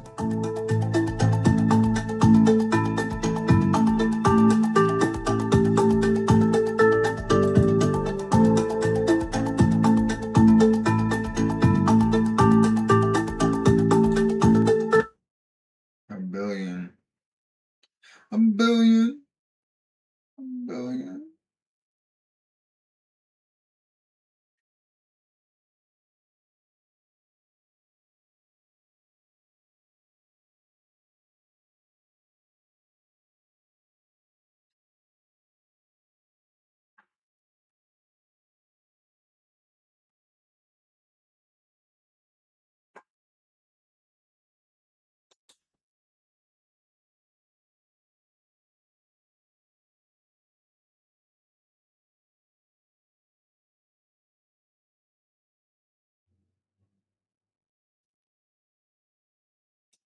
Power is kind of the Wild West right now, right? Which is the beauty of it. We have a chance that we haven't had for decades to transform how we do energy in the United States. I'm Chris Hellman, senior editor at Forbes magazine, and I'm excited to be here today with Anton Tronikov, the CEO and co-founder of American Terawatt. Anton, you have a fascinating company that you've started. Let's start out by explaining to the viewer what is the difference between alternating current and direct current, and why do you want to transmit direct current at high voltages? Sure. So I guess part of this is we're relitigating the 19th century in many ways, right? Direct current was the original plan with Edison to transmit electricity. And we moved over to alternating current in order to transmit electricity long distances. Now, the difference is pretty straightforward. It's exactly in the name.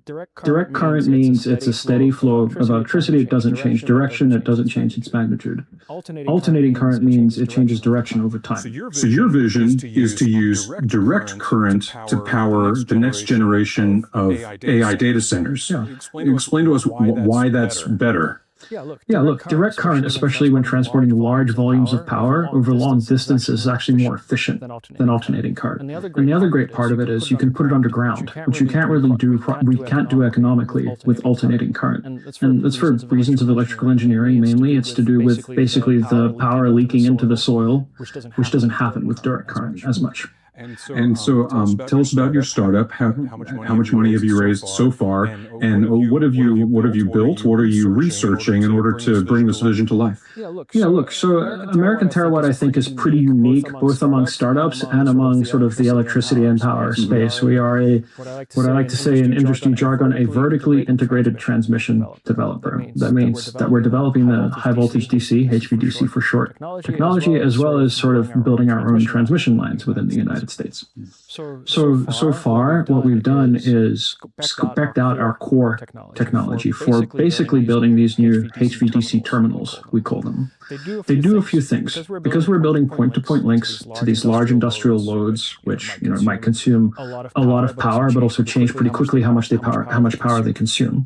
Right? We need to be able to balance these links so that they don't go down, especially given that they're critical facilities. And we need to make sure that we're actually delivering these volume of power consistently with high availability, high reliability. So what that primarily means for us in terms of engineering is getting the terminals right. The cable in HVDC is very, very simple. It's about the simplest conductor you can possibly build. It's a long piece of wire wrapped in plastic. It's very, very simple. It's much simpler than the equivalent AC cable.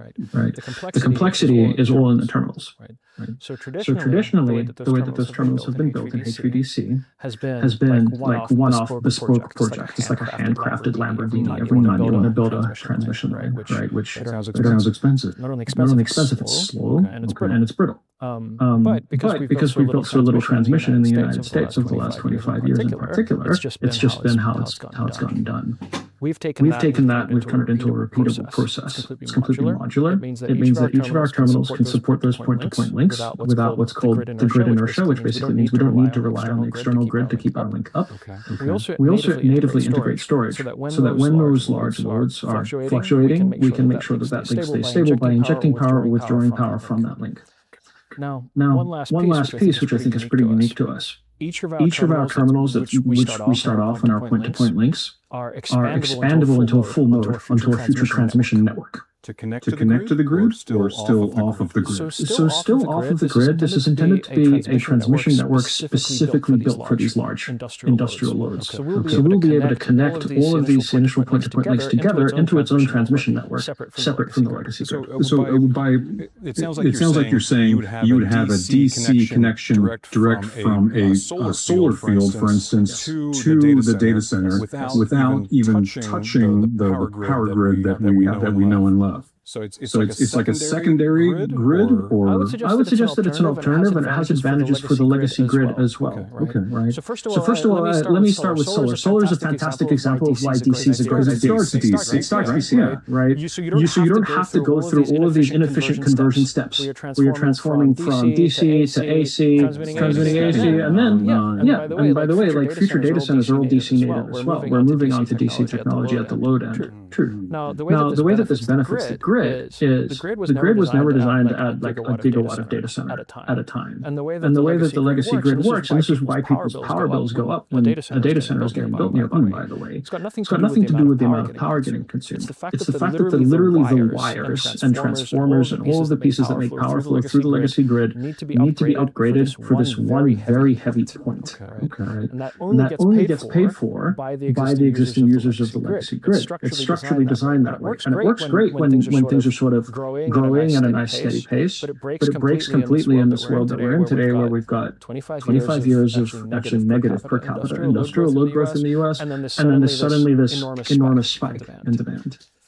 Now, excuse me for being a cynic, but I've been paying attention to transmission projects in the U.S. for a long time, and what they all have in common is that they tend to take 10 years, 20 years to get built, if they can even get permitted at all. That's right. So what makes you think that you're going to be able to lay, what are we talking here, hundreds of miles, thousands of miles of DC cable and bury it underground also? What makes you think that that's going to be possible? Well, there's a few things. The burying it underground does make it easier. Okay. A lot of opposition to transmission throughout the United States, and we saw this in the Biden era transmission incentives, is main reason that transmission gets opposed is people don't want to see giant AC towers in their backyard. Right? Nobody buys a ranch in rural Montana or rural Texas or even like a nice place in Vermont to see high voltage power lines going up in their backyard. That's completely rational to oppose that, right? Going underground means we don't impact anybody's view shed, and once the cable's buried, it stays buried. It's much more expensive though to bury cable than to just hang it from towers? No? It can be. But on a sort of gigawatt mile basis, it's actually completely cost competitive with overhead AC lines. On a gigawatt mile basis. So because you can put so much more power through that line, it becomes cost effective to bury it. And I'm imagining here that you might use existing rights of way, like where pipelines are buried or fiber optic cables. Would you use those same avenues? Yeah, so that's great. So one thing, America is actually really great at building linear infrastructure if we build it underground. Okay. Right. If we look at natural gas lines, if we look at the fiber build out, we got all of it done. Right. We got it done because we know how to do these types of projects. So undergrounding helps us a lot. The other piece that I would mention regarding permitting and selling rights of way, the advantage that a utility has, or sort of the deal with the devil that they've made, is in exchange for being capped on the returns that they can earn. They first of all are guaranteed those returns from the rate base, which is part of what causes the problem with people's electricity bills going up to connect new data centers. But the other thing that they get is eminent domain authority. Right. So they're allowed to condemn pathways through private land, basically paying at whatever the market rate is. We have to negotiate with individual landowners. We have to make it worth their while. Right. So ours is a purely market solution because we don't have like a captive rate base. We're not guaranteed a return by anybody. We only build economically viable projects. I'm sorry. Couldn't you just piggyback on the rights of way that those utility companies have already established across the country? Yeah, absolutely. And there are a lot of linear rights of way that we can piggyback on. So you've mentioned already fiber, natural gas, railways. In some cases, interstate highways and roads. It depends on the local DOT, things of that nature. And of course, at some point, it'll be worthwhile also working with those utilities. Tell me why we haven't done this before. Is it just how is it that alternating current became in vogue and DC got shoved off to the wayside? Look, AC was frankly the only way to transmit power over long distances. In order to transmit power over long distances, you must do it at high voltages. This is because over long distances you want to reduce the current, so in proportion you need to increase the voltage. The only way to do that from the 19th century most of the way through the 20th was with old oil and coil transformers, literally copper windings. Right? It's that varying electric field which causes a varying magnetic field, which again allows you to change the voltage. It's like pretty cool physics, but unfortunately it couples us into this like old supply chain. Over the last sort of 10-15 years, the ability to transform AC into DC power has moved over into semiconductors, and that's allowed us to more easily do that transformation, and to sort of transmit DC at high voltages over long distances without incurring sort of the conversion losses that you might see otherwise. Okay. What are the biggest obstacles in your eyes? What are the scientific obstacles, the physics that might be inconvenient? What are you dealing with? Look. Ultimately, unlike software, for example, this is a large capital works project in the real physical world, and sort of the larger the project, the more the surface area of things that can go wrong is. Now we can de-risk a lot of that on paper. We can de-risk a lot of that by engaging with the community, engaging with both the generation owners, the customers, the folks who live in the area. But ultimately, things don't really start to go wrong until you're starting to put steel in the ground. Right? And so that's the risk that we really are taking here. By now, it should be pretty clear. The United States needs power. It needs power to go to the places where it's needed from the places where it's generated. So what's left is to make sure that it happens.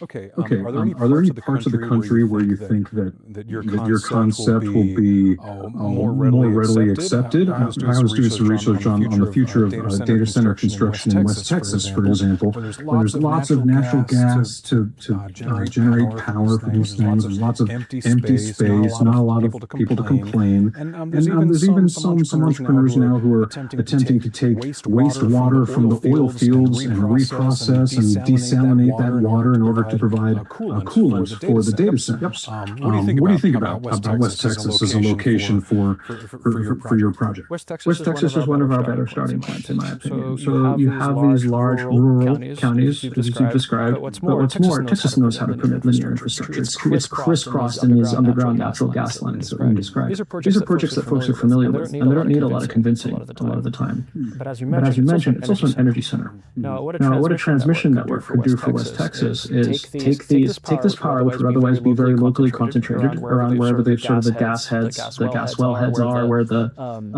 gas backbones are, and transmit it to wherever a facility like a data center might need to get built, right? And if you look at this from the perspective of the folks trying to build data centers, they don't want to have to solve both of these problems at the same time. I need to build a data center, but also need to build a power plant. These are both individually difficult and complex. Forget like just building it, just the permitting is already a nightmare, right? Build the power where we should be building power, build the data center where we should be building data centers. I do want to speak beyond data centers, right? My perspective on all this is you could look at data centers as like cyclical, right? You can say, okay, we're in this unusual regime where suddenly we've got a lot of need for power, and that's going to pass. The way that I tend to think about this, though, is this is really just the leading edge of something much bigger, and this is what American Terawatt's really about. If AI succeeds, it's going to accelerate all of the economic activity that we do in pretty much the information layer of the economy, right? It's sort of allocating capital, organizing business. All of the things that create prosperity move into the physical world from that point. And so the way that I think about it, they're all energy intensive, right? These are things like resource extraction and refining, or manufacturing, or chip fabrication, or electric logistics. All these things are very power hungry. So my perspective on this is, in order to really reap the economic dividends, or the prosperity dividend from the AI wave, we're going to have to unblock energy in the United States. That's great. All right. When do you anticipate that in the best of all possible worlds, you'll be putting conductors in the ground, that you'll be building these terminals, and perhaps even providing electricity to your customers? When will that happen? Look, that's a great question. Our first sites in West Texas are pretty far along from the perspective of preliminary planning, feasibility studies. Basically, commercial operation sometime in 2028 is looking good there. That's very soon. Yes, where we are making sure that we deliver those electrons to those customers to prove that we can. Does 2028, does that rely on enough power generation getting built in the same region? Are you waiting on power plant projects to move forward before you can step in with your part of it? So we actually partner with the power generators first, and we approach them from the perspective of, look, we can help you export and therefore sell more of your electricity. So our development happens in parallel with theirs. But our first really big links, the ones that I think really demonstrate moving volumes of power that we're talking about, will start appearing in 2029. All right. Tell us a little bit about your personal entrepreneur story. How did you decide, I want to found companies, I want to be in San Francisco, pitching to venture capitalists? Maybe you could touch on the previous company that you founded called Chroma. Tell us your entrepreneur story. Look, I think I've spent most of my career in and around startups so far. This will be the third company that I founded. The first one was a very long time ago. It's an education technology company called Get It, back in 2013. Get It? Back in 2013. I was told to change the name of it once, and I did not listen. But I've been in and around startups my entire career, and I think that there's something particularly...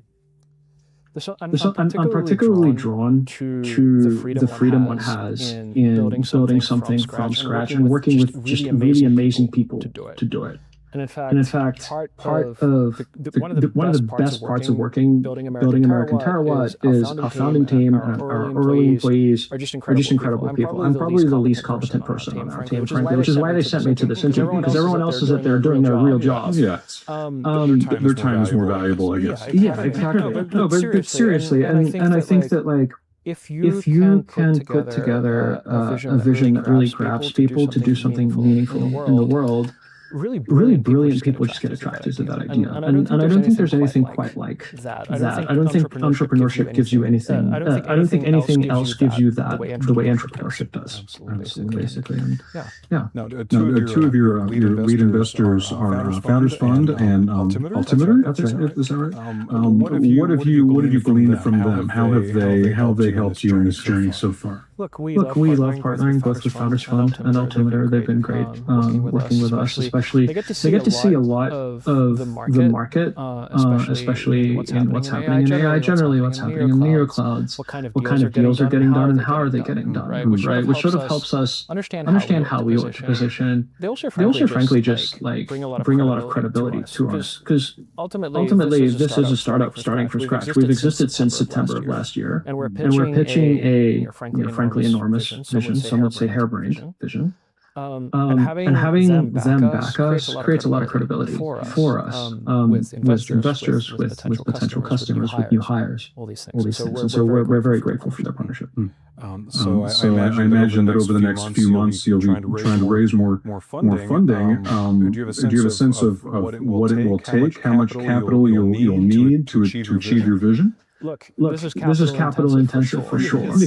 For sure. It's beyond hardware. We're getting into capital projects, right? It's beyond project finance with you, and you'll need some debt financing eventually. Exactly. And speaking to that, there are two pieces to this. Each individual development project is its own infrastructure project, and therefore that's something that's attractive to infrastructure funders, to infrastructure debt. They understand transmission is bread and butter in that industry, and we can give them transmission projects to fund that will earn an attractive return, especially compared to what's been going on for the last 25 years. And on the venture side, that's what's funding our R&D program.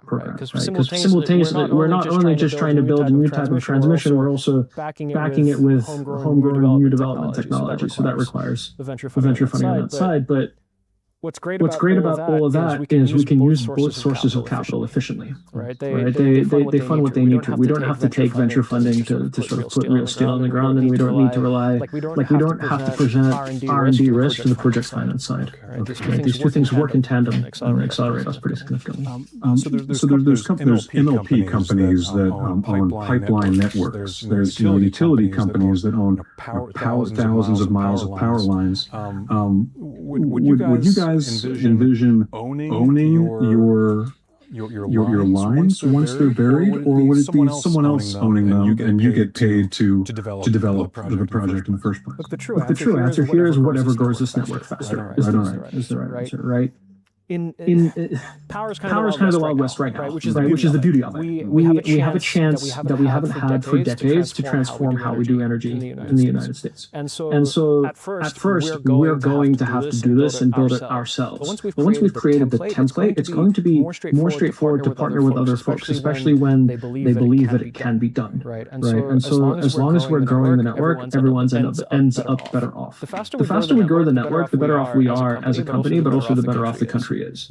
So any means necessary is the short answer. Speaking of the wild west of power, I've been following the accomplishments of these young nuclear startups, these small-scale nuclear reactors. There's been 3 or 4 or 5 of these new designs that have gone critical in recent months. So these will be power plants built from scratch, probably in the most convenient, helpful locations. Would you be up for partnering with those guys? Is that kind of what do you think about nuclear power and the future of nuclear on your network? Look, I'm a huge nuclear proponent. Isaiah Taylor's a friend of Valar, and we see us as completely complementary to that build-out.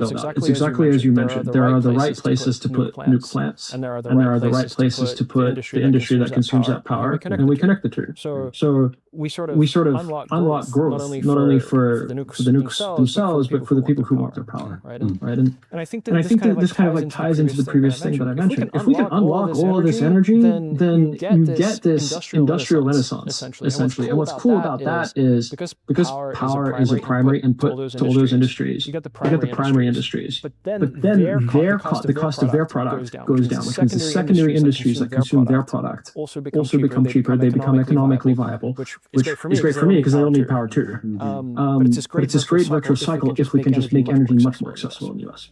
And last thing here, how is that going to trickle down to the average person who just has to pay their PG&E bill? Do you think that your technology will end up making everyone's power bills cheaper over the long run? I mean, look, even in the short run, because as I mentioned, data centers won't need to connect to the same grid that you or I buy power from, so we're no longer paying for their connection anymore. Right? They have a different path. It's a better path, and it's a path that they pay for. Now, there is a future where the American Terawatt Network will connect to the legacy grid. And we see ourselves as providing the transmission backbone for the grid as a whole. It's a potential future. It's not one that we are actively discussing right now, because delivering any of these projects is hard enough, frankly. If you get the first one done first. Get the first one done first. But when I allow myself to dream and I think about, like, again, it's really about unlocking all that prosperity so that folks just have those opportunities to first, just be more prosperous because there's just so much wealth available, but also that their power bill actually goes down with time because we're no longer constrained on transmission, which is this invisible thing most people aren't even thinking about. Yeah. Well, I hope you keep dreaming. Anton Tronikov, thanks a lot for joining us today. Thank you for having me.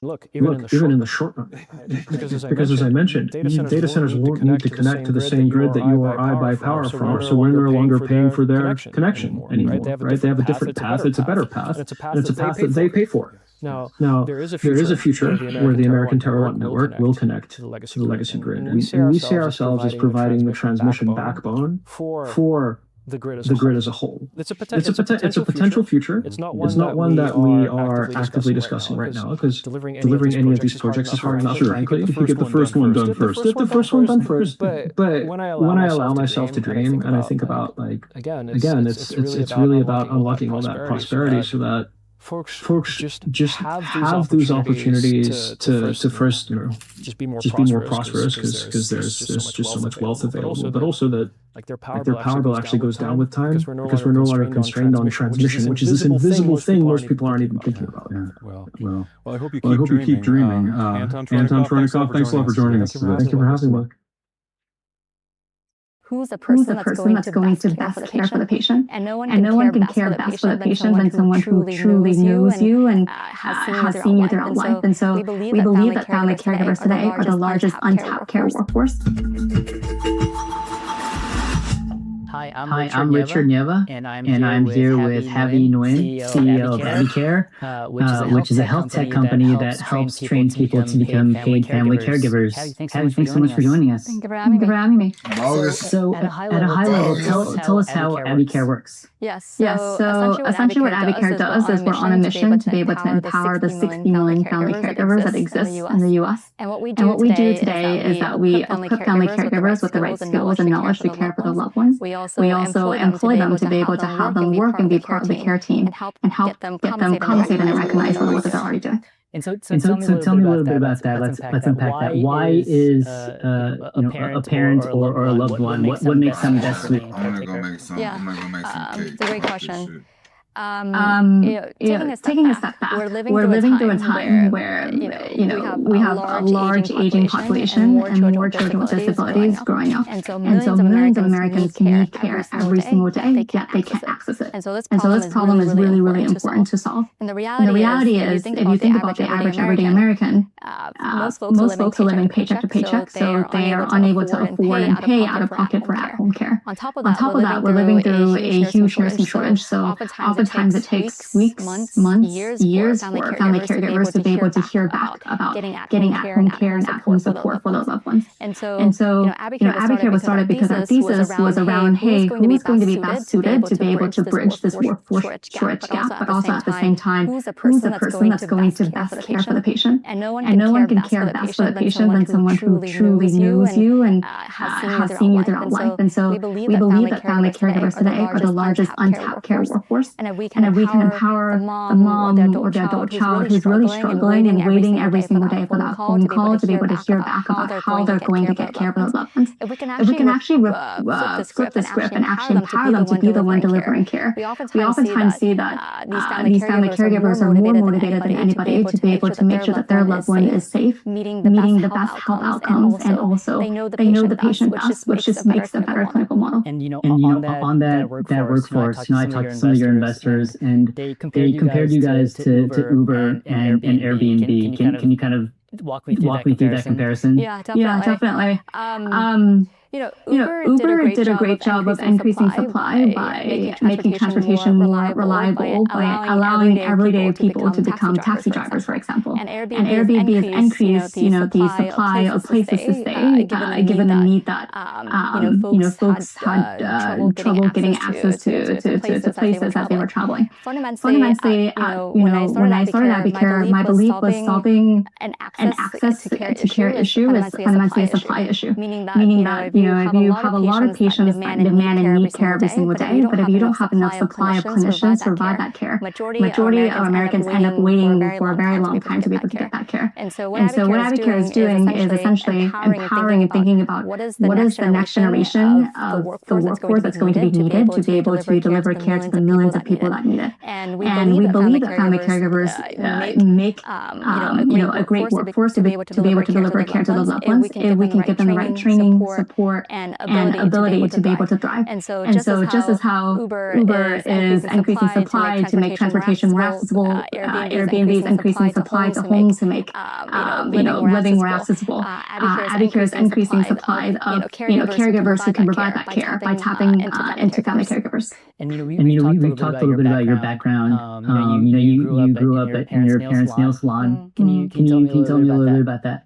But growing up times were always tough, and I grew up with immigrant parents, and my parents made the ultimate sacrifice to be able to leave everything in Vietnam and come to America and give myself and my siblings a chance at the American dream. And so you can imagine, right? They had very little to their name, and they were trying to always keep food, keep the lights on and put food on the table. And so growing up, I saw my parents work every single day, whether it was the weekend to the holidays like Christmas or Thanksgiving or New Year's, and they were always just really struggling, finding a way to be able to make sure that my sisters and I were being provided for and okay. And at the same time, I grew up in the Medicaid system, and I saw firsthand how challenging it is to be able to navigate the system. My parents, are not fluent in English, and so from a very young age, as soon as I turned 9, I spent a lot of time translating documents and trying to apply to Medicaid for my sisters and I. And it's a very, very confusing process, especially for a 9-year-old. But that's been most of my life, which is making sure that I could help my parents and my siblings through those very hard moments. And from a very young age, I also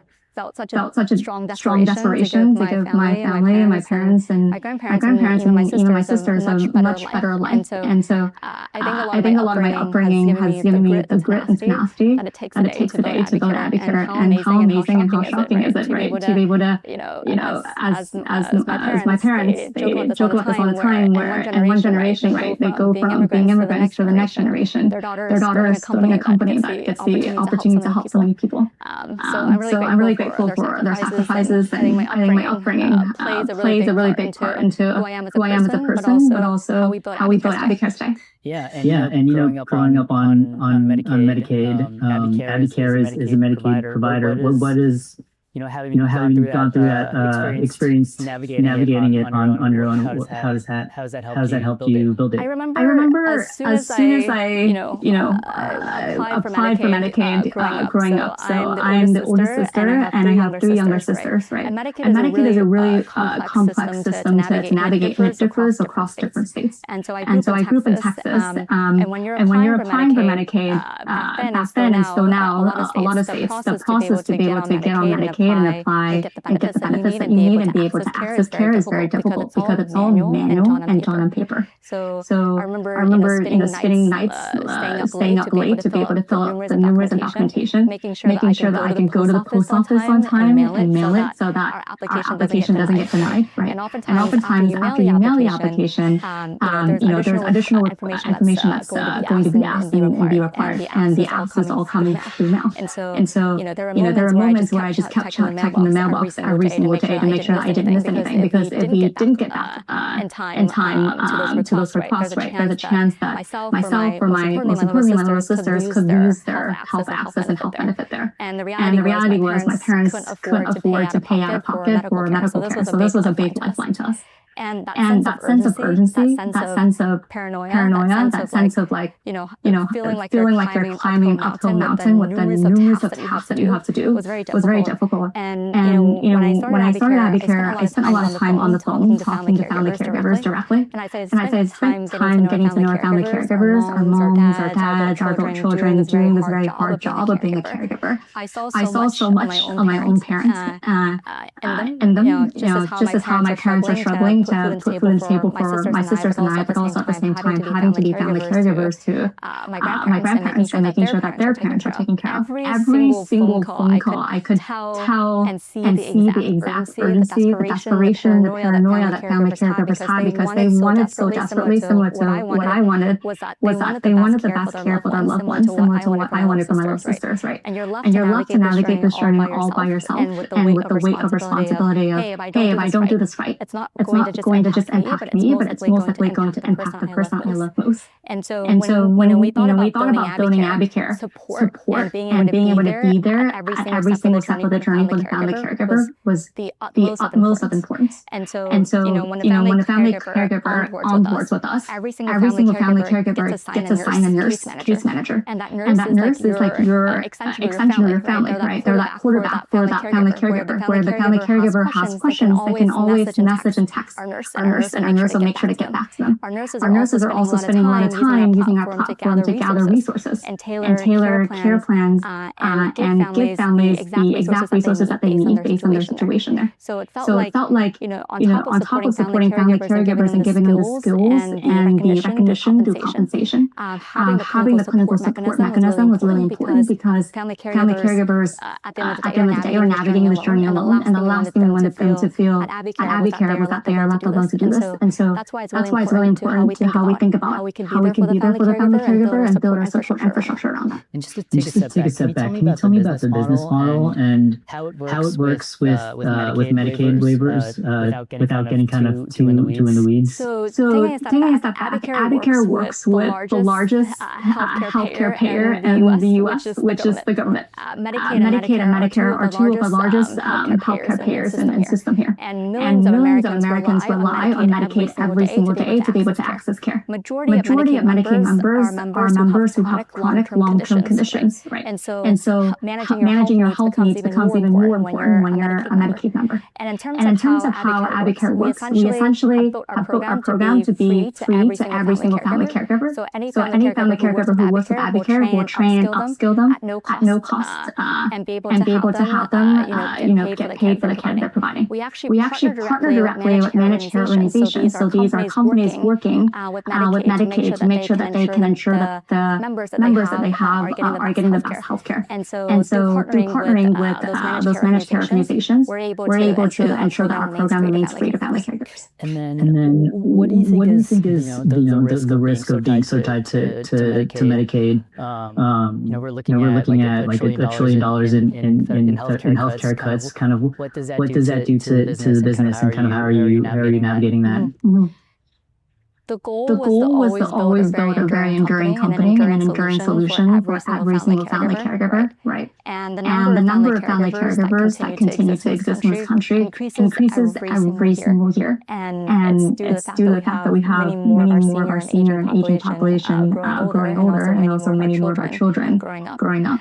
And so I've always thought from day one, AbbyCare is going to exist on the thesis that we want to provide the best care possible to our patients and our families, but also at the same time, we want to build a more durable healthcare system. And today the reality is that when members, our patients who are on Medicaid are not able to access preventive at-home care, they end up getting care elsewhere. A lot of our sickest members and members that need help, they're getting care through the hospital, ED visits, or ending up in institutional care, whether it's group homes or nursing homes, for example. And that ends up driving a lot of costs up for our Medicaid system and for our government system. And so what AbbyCare wants to do is that through our time building this company, I spent a lot of time meeting with regulators and hearing from health plans themselves that they all fundamentally believe that keeping patients at home is a much more cost-effective option. And so we can build a strong clinical model that allows us to be able to keep patients at home. We not only are able to recognize the family caregiver and the patient supporting them, but also at the same time be able to reduce costs for our youth healthcare and also our government system, which at the end of the day, I think this is what this moment is about, which is that we spend a lot of money today on healthcare in the U.S. and how do we deliver better health outcomes and drive down the cost is important. And because of those budget cuts, some states have talked about cutting the pay for caregivers. What do you say to them? It's a really tough situation for family caregivers. On one hand, I understand the intent, which is that we today, as when we look at how U.S. is fitting into the healthcare system, there are a lot of inefficiencies.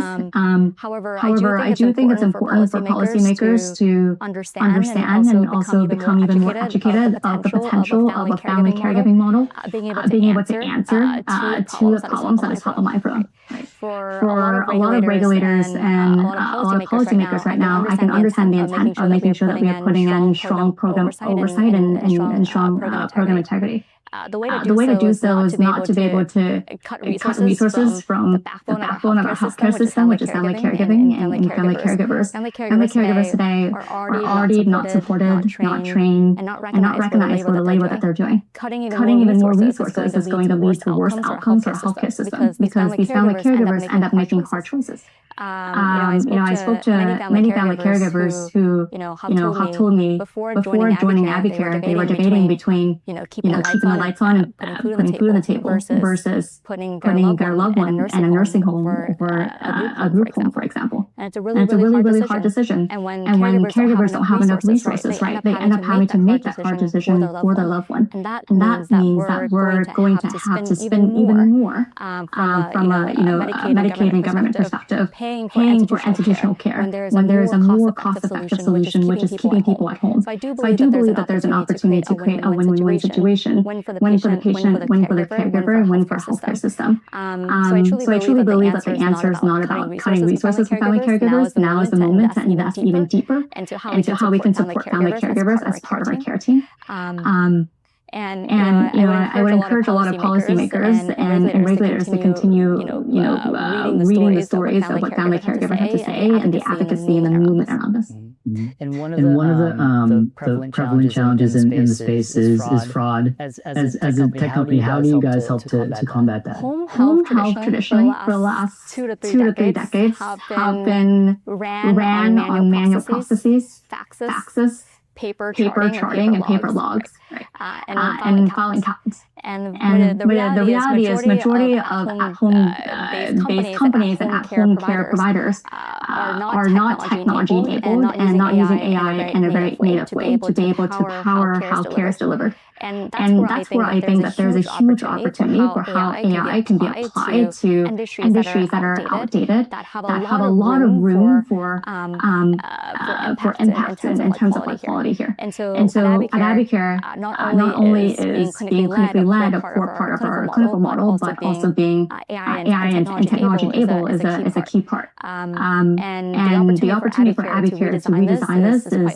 quite large, meaning that when we think about the end-to-end experience, technology is used on both for our internal operations and also our clinical team to be able to power the end-to-end experience. So every time a family caregiver is onboarding with us, right, our system is able to provide a seamless onboarding experience for family caregivers to have visibility into the patient's journey and to their journey as a caregiver and where they're at in terms of the training and upskilling and the requirements there. Furthermore, we require all of our family caregivers to document their care using our platform. And so we're able to capture data in real time and understand what's happening at the home, what care has been delivered, when was care delivered, and where was care delivered. And because we're able to use technology in our platform to capture that data in real time, we're able to provide a more transparent view into how care is being delivered. And this ultimately is very helpful for the health plans that we work with because the other alternative is through paper charting and manual charting that oftentimes don't give any real-time data or visibility into what's going on in the home. Versus this is an example of how we use technology in our platform to be able to have that visibility. And I believe that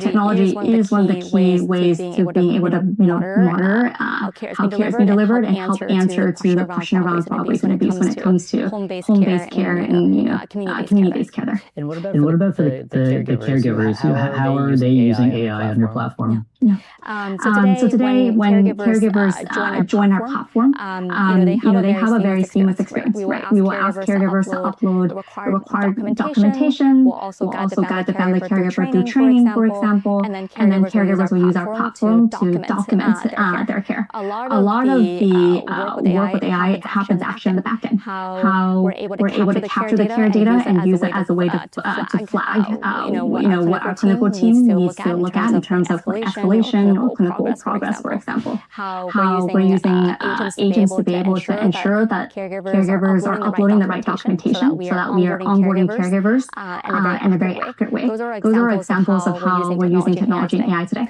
And one feature of the app that when I talked to caregivers that they really liked was forums that allow them to connect with other caregivers. Can you talk about that and why you wanted to make that a part of the experience? I remember in the early days of starting AbbeyCare, Just made some brownies. family caregivers, and oftentimes I was the person onboarding them into this journey. And I once spoke to a mom who was started with AbbeyCare, and she said, "Hey, it's been really great to be able to learn the skill that I've never been able to before, and provide even better care to my son. I'm now feeling like I'm recognized and compensated for the care that I'm doing. But at the same time, it still feels like on a day-to-day basis, right? I'm by myself in my own home, providing this care to my son, and I just can't help but feel burnt out and isolated and just very lonely." And I understood immediately what she was getting at. Being a family caregiver is a very isolating and deeply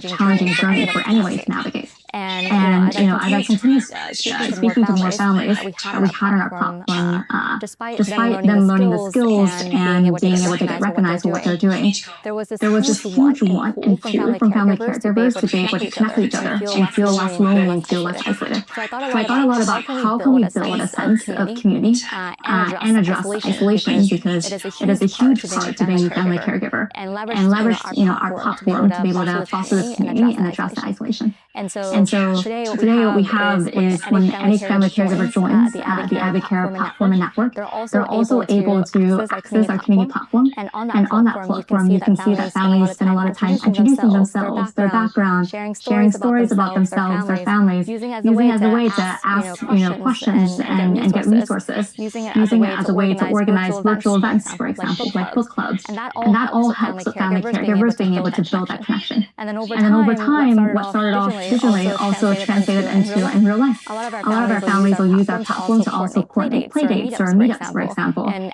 AbbeyCare also hosts a lot of community events that are based in every single city and market that we're live in. And it's really meant to help family caregivers feel more tied to each other and also more tied to the community that we're working with. And so we've been able to build a lot of different events and bring families and their children out. And I've seen, I once had a chance to work with one of our moms, and I was onboarding her, and she came into our office, and I was onboarding. And then in that onboarding session, there was another mom. And our first mom had a child with autism, and that child was roughly around 5 or 6 years old. And the second mom that joined this cohort, to onboard together with her, also had a son with autism that was 16. So you can imagine, they both felt like they were looking at each other in different periods of time. That mom felt like I have somebody to turn to who's been through this journey with me, who's just 10 years ahead of me. And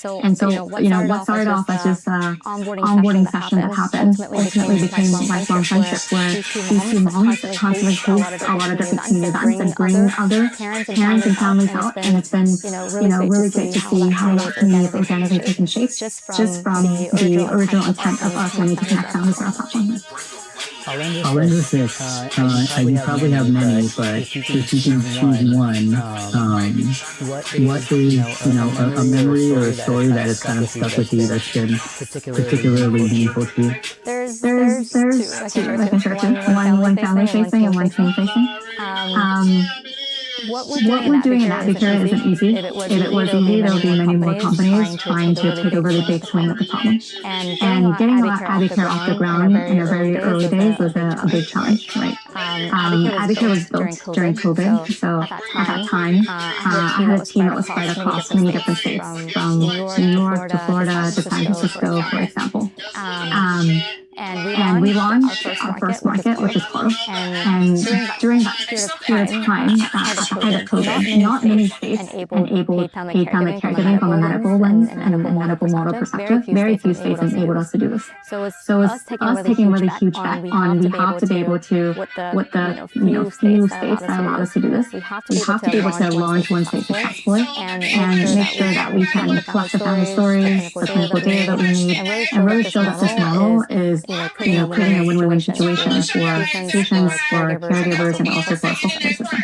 And so what I essentially did is, in the early days, since we were all spread out, I remember just picking up the phone and calling my team one night and telling my team to clear out their schedule for the next 60 days and book a one-way ticket to Denver. And to my surprise, everyone on the team did that. And we all flew out. It was a team of around 5 to 7 people. And we lived in one house in one Airbnb. And I made the team work every single day. So we were working really hard from like 8 to 12, 8 a.m. to 12 a.m. every single day, trying to get the program off the ground and build the product and create the experience and generate awareness about Abby-Care and go to doctors' offices and spread the word. There's just a lot going on. And what I appreciated was just that moment of us all being in one place, this team being so unified behind the mission, that people were willing to drop everything in their life, right, to make this happen. And that's one of the memories that I share when people onboard, employees onboard into Abby-Care, to just remind them of how we got started.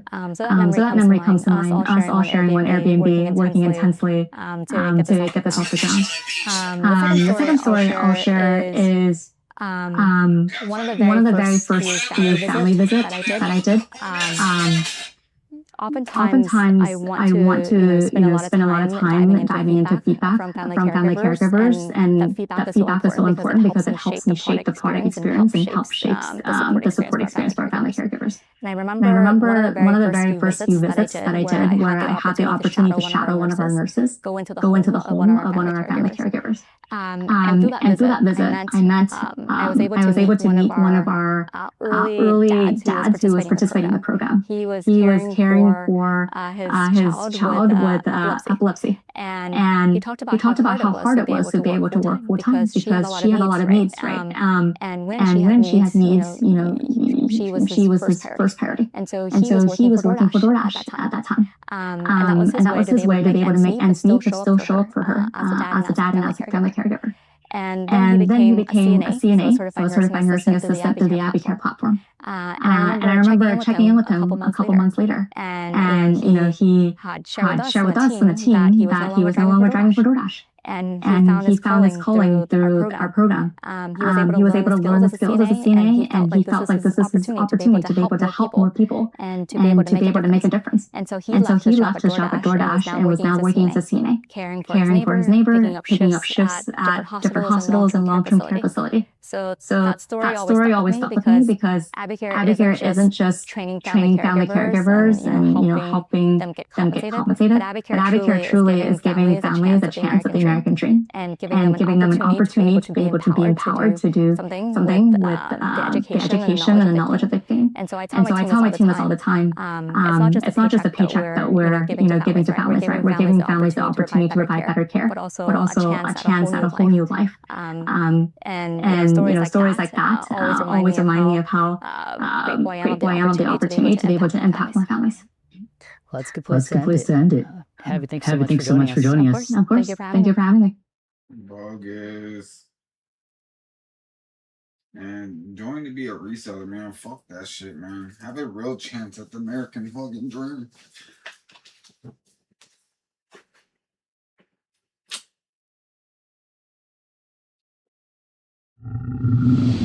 So the definition of genius is when somebody can take something very complex and make it seem so easy and simple where everybody says, I cannot believe how this guy or this girl does what they do. And the reason why they're able to do what they do is because they're very good at building a dream team that sometimes you don't get to see.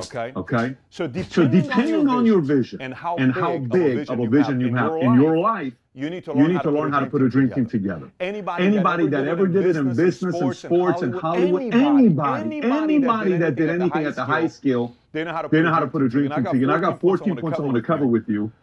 But before getting into the 14 points, there's one thing I want to address that I look at right off the bat before I even think about putting a dream team together. So here's the first thing. As you're hiring people, as you're recruiting people, as you're putting people around the team to do something big for yourself, you need to know almost everybody you recruit or you hire falls under one of 4 categories. They're either doubters, which is the lowest level. These are people that doubt everything. You may say, Guys, we want to go out and build a company that's going to do X, Y, Z. Hey, we're going to go build an agency that's going to do such and such. And you cast your vision. When you cast your vision, there's going to be a few different ways people respond. One of them is what? There's no way in the world we can do this. I like it. I like what we're saying, but there's no way in the world this can get done, right? That's a doubter. The doubter doubts everything. The second was a non-believer. They're not negative. They just don't believe because they're pessimistic. It's like, I don't know if we can. It's going to be hard. What if this happens? What if that happens? It's a little higher level than a doubter, but it's still a non-believer. Then you have the believer, somebody that believes that we can actually do this. Then you have the highest level, the true believer. By the way, the true believer. You don't just recruit somebody right off the bat and they become a true believer. You typically recruit and invite somebody to your company and your business and your vision because they say, I kind of believe what this guy has to say. So they're believers, and then you start figuring out if this person can be a true believer or if they're just going to stay as a believer. But I can say one thing for a fact. These two, they're not people you can build a dream team around. You need these two to build a dream team around. So that's the first thing to be thinking of. So now having said that, let's go to point number one. Point number one. No matter what you do, the key is to always recruit and hire opposing strengths of what you're doing. So, for instance, I think a lot of times opposing strength, we only think about a skill set, but I think it's really two different things about opposing strength. One is skill set, the other one is personality. So if you think about skill set, you could be doing a company that somebody needs to learn coding, accounting, compliance, legal, sales, all this other stuff, right? And that's great, that's skill. But you also need different personalities to put a dream team together because there's got to be complementing of each other on the personalities. Personalities, you're dealing with four personalities. S is structure, T is technical, A is action, R is relationship. I've done a video on this. The four personality types that have a whole, I think 20-page PDF you can download. Why don't we put a link of it somewhere here that they can see it, Luis, with the whole thumbnail of the video. We'll put the link on the bottom as well for you to see it. So four personalities. Structure is somebody that you have in your company that everything is organized. It's always on time. Everything is solid. You go into their desk, it's fully organized. The technical guys, they think about, well, what if this takes place? What if that happens? What if this happens? What if this? Well, the expenses would be this much, and what if these guys come through? And what if we can strategize a technical? They're thinking a complete different way. Then it's action. Someone that's just like, we need to do this. Let me give him a call right now. Let me go meet with them right now. I'm gonna go on a flight right now. I'm gonna go set up a time with them right now. Let me get to work, see what I can do. Let me make a few phone calls. That's the action type. These two guys aren't necessarily the action type. This is in the fourth one. Is relationship. That's the person that says, hey John, how you doing, man? How's everything? How's the family? Guys, let's work as a team. Let's come together. It's a synergy. You feel when you're around a relationship type of a person on a team. Every team needs an R. Typically, they're not considered as some people. Oh my gosh, we just need to get to work. But when tough times come on a team in a business, that's gonna happen. They definitely keep everybody together. So you need a little bit of everything. So just think about what you are and go recruit your opposing skills and your opposing personality that you're not. Number two, watch who responds to the vision and who responds to the money. Let me elaborate. So when I started a business, and every time since I was a young kid, I would always be casting a vision on what we could do. What if we can collect 10,000 beer bottles here and we can get a Super Nintendo and we can do this? And oh my gosh, that would be great. And come on. And I was in Madrid and the girl I stayed with at the refugee camp, she says, I remember you put all of us to work and we were all collecting beer bottles and we had this vision that we were going to be the only ones at refugee camp to have a Super Nintendo. And boom, they bought into that. And we're going to spend time and have some fun. They bought into a vision, right? So you cast the vision over and over. I can tell you if you ask any of my employees or staff or sales or partners or vendors or anybody, if they've worked with me for more than 5 years, you ask them how many times has Pat cast the vision of where the company is going. They would probably tell you, I don't know, the people closest to you would tell you a couple thousand times. I'm always casting. Always casting. Because I'm simply watching on who's buying into the vision. Always. I'm always casting to see who's buying into the vision. And I'm always casting to see what the person's going to say, how much money I'm going to make. If it's money first, I know exactly where the position's going to be. It's like a guy playing in the league that just wants to take contracts to get money, to tell us about a ring. And we're the Yankees, we're the Lakers, we're the Celtics. If we don't win a championship, listen, man, it's a disappointing year. Not even if we make it to the playoffs, right? So you got to know that part on who you're drawn in and studying everybody and how they respond to you selling the vision. Number three. Hire two at a time. I like to hire two at a time. Why do I hire two at a time? I hire two accountants at a time. Okay. I hire two assistants at a time. Everything I hire two at a time. And within 90 days, one of two things happens. Within 90 days, either one realizes the other is better and this one's leaves. Or the second thing that happens, they both make so much value to the company or the brand or whatever I'm doing that they make the money back based on the effort they're putting. I keep both of them. But I like to hire two at a time. When you're building a dream team, you can't just have one option. If you only have one option, then you're putting all your chips just on this one person. If this fails, you don't have another thing to go back to. Like there's got to be a injury reserve. You got some people that can come off the bench that can do the work, and you're really looking to see who wants it more than the other person does, and you're always watching everybody like a hawk. Okay, so you hire two at a time. Number four, don't settle. I remember I hired one time a guy who was an executive in the industry, had a very, very solid reputation. His resume was insane of a resume.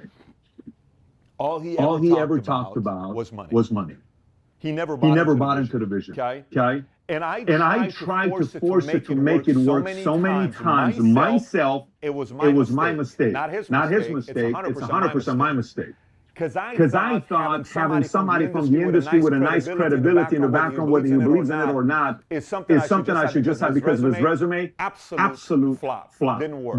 It didn't work. I tried to force that to work. Once that happened, I went to point number 5, which is exactly the opposite of number 4. Same thing as number 4. Constantly raise your standards. One day, when I'm working with this guy, I get off the phone. I say, how many more flipping times do I need to have a conversation with this guy about this? I feel like I have to save this guy every day from keeping a positive attitude. He was just losing his cool with everybody, all this other stuff. I said, you know what, Pat? Stop it. What are your standards? Grab a sheet of paper, and I started writing it. Who do you want to be in this position with what attitude and what skills and what effort? I wrote it down. Does he need it? No. Stop settling standard. Boom. Have a conversation with him. Fired, gone. We raised it. We moved on. Position was fired. We took a 60-day hit. We moved on.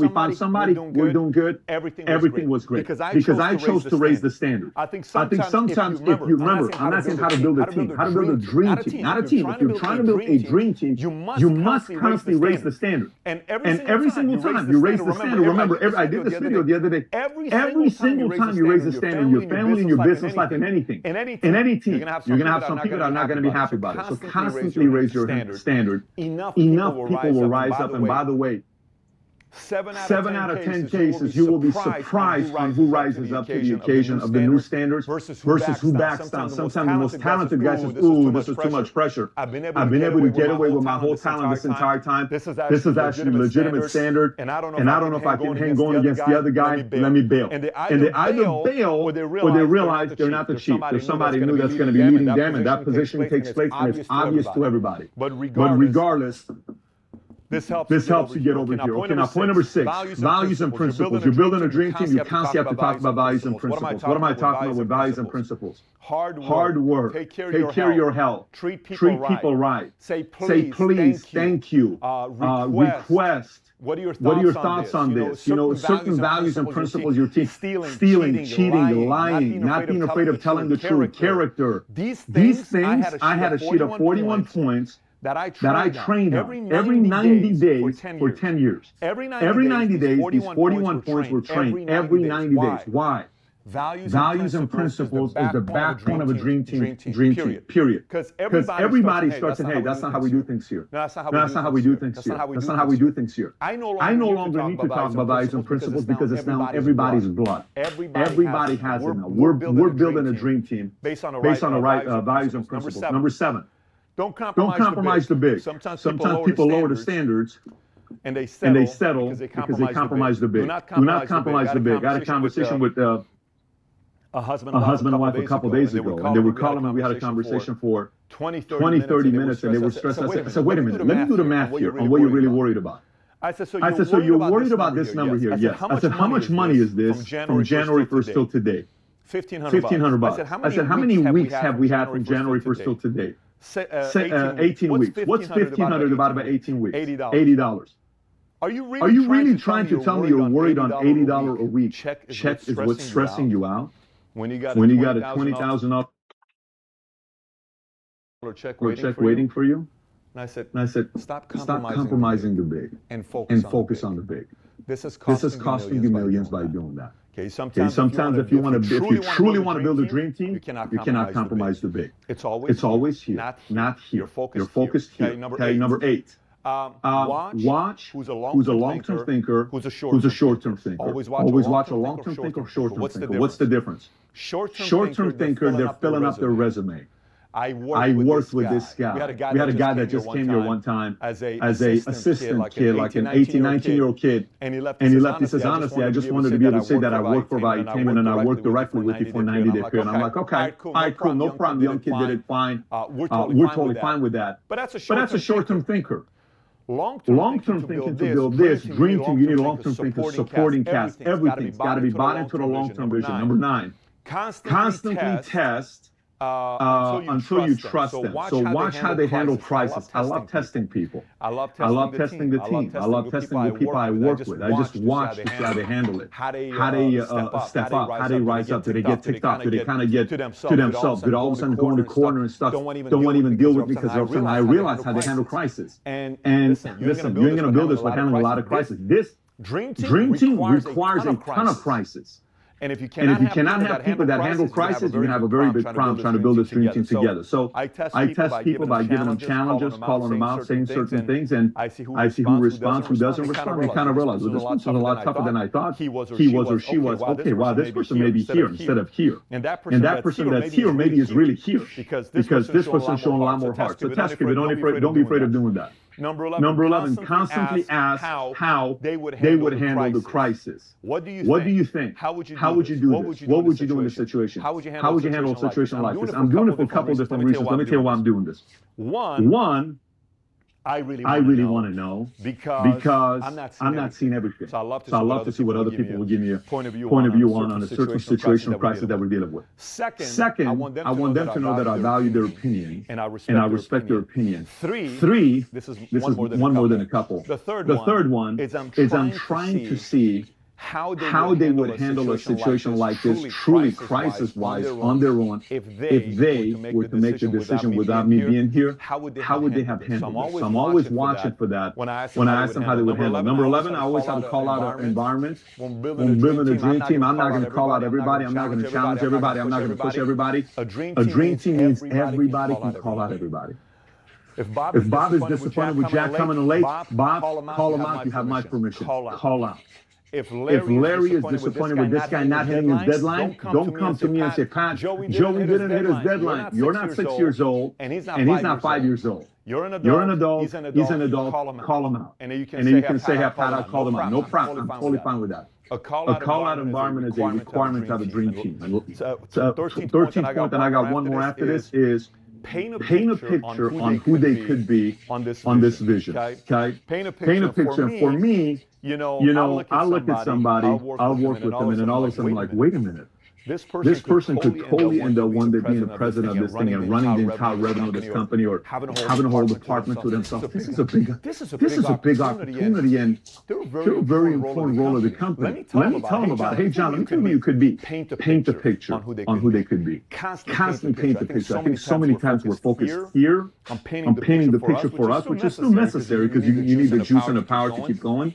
But you got to paint the picture here. They'll give you a lot more juice and power than you can create on your own. As long as you're going out here and saying, listen, this is what we can do. And I think during the part of us doing this, you could end up being this person in the company if you do X, Y, Z. Last one, which everything I told you today doesn't work unless you don't do number 14.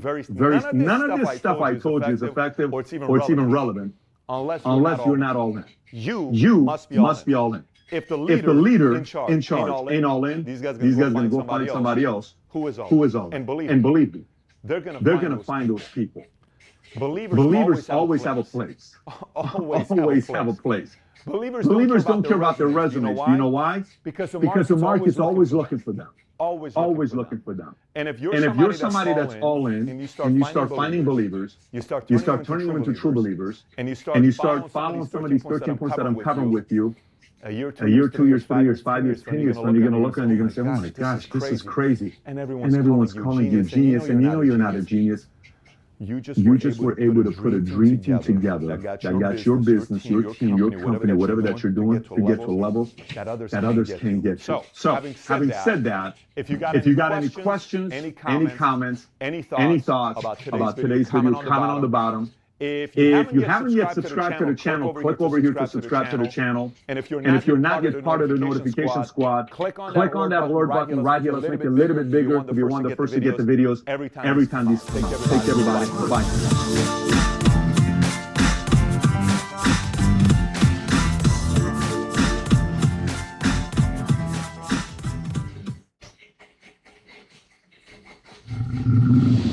So recently I shot a video called 20 Rules of Money, and one of the rules in that video was learning how to double your money. People said, Pat, we need a standalone video for that, so that's why we shot this video titled How to Double Your Money. So before I actually get into talking about different ways of investments and how they double and what doubles this and what rate of return, all this other stuff, let me first talk to you about the biggest problem most people are facing when it comes down to trying to double their money. You know what it is? They don't have enough money. That's the problem.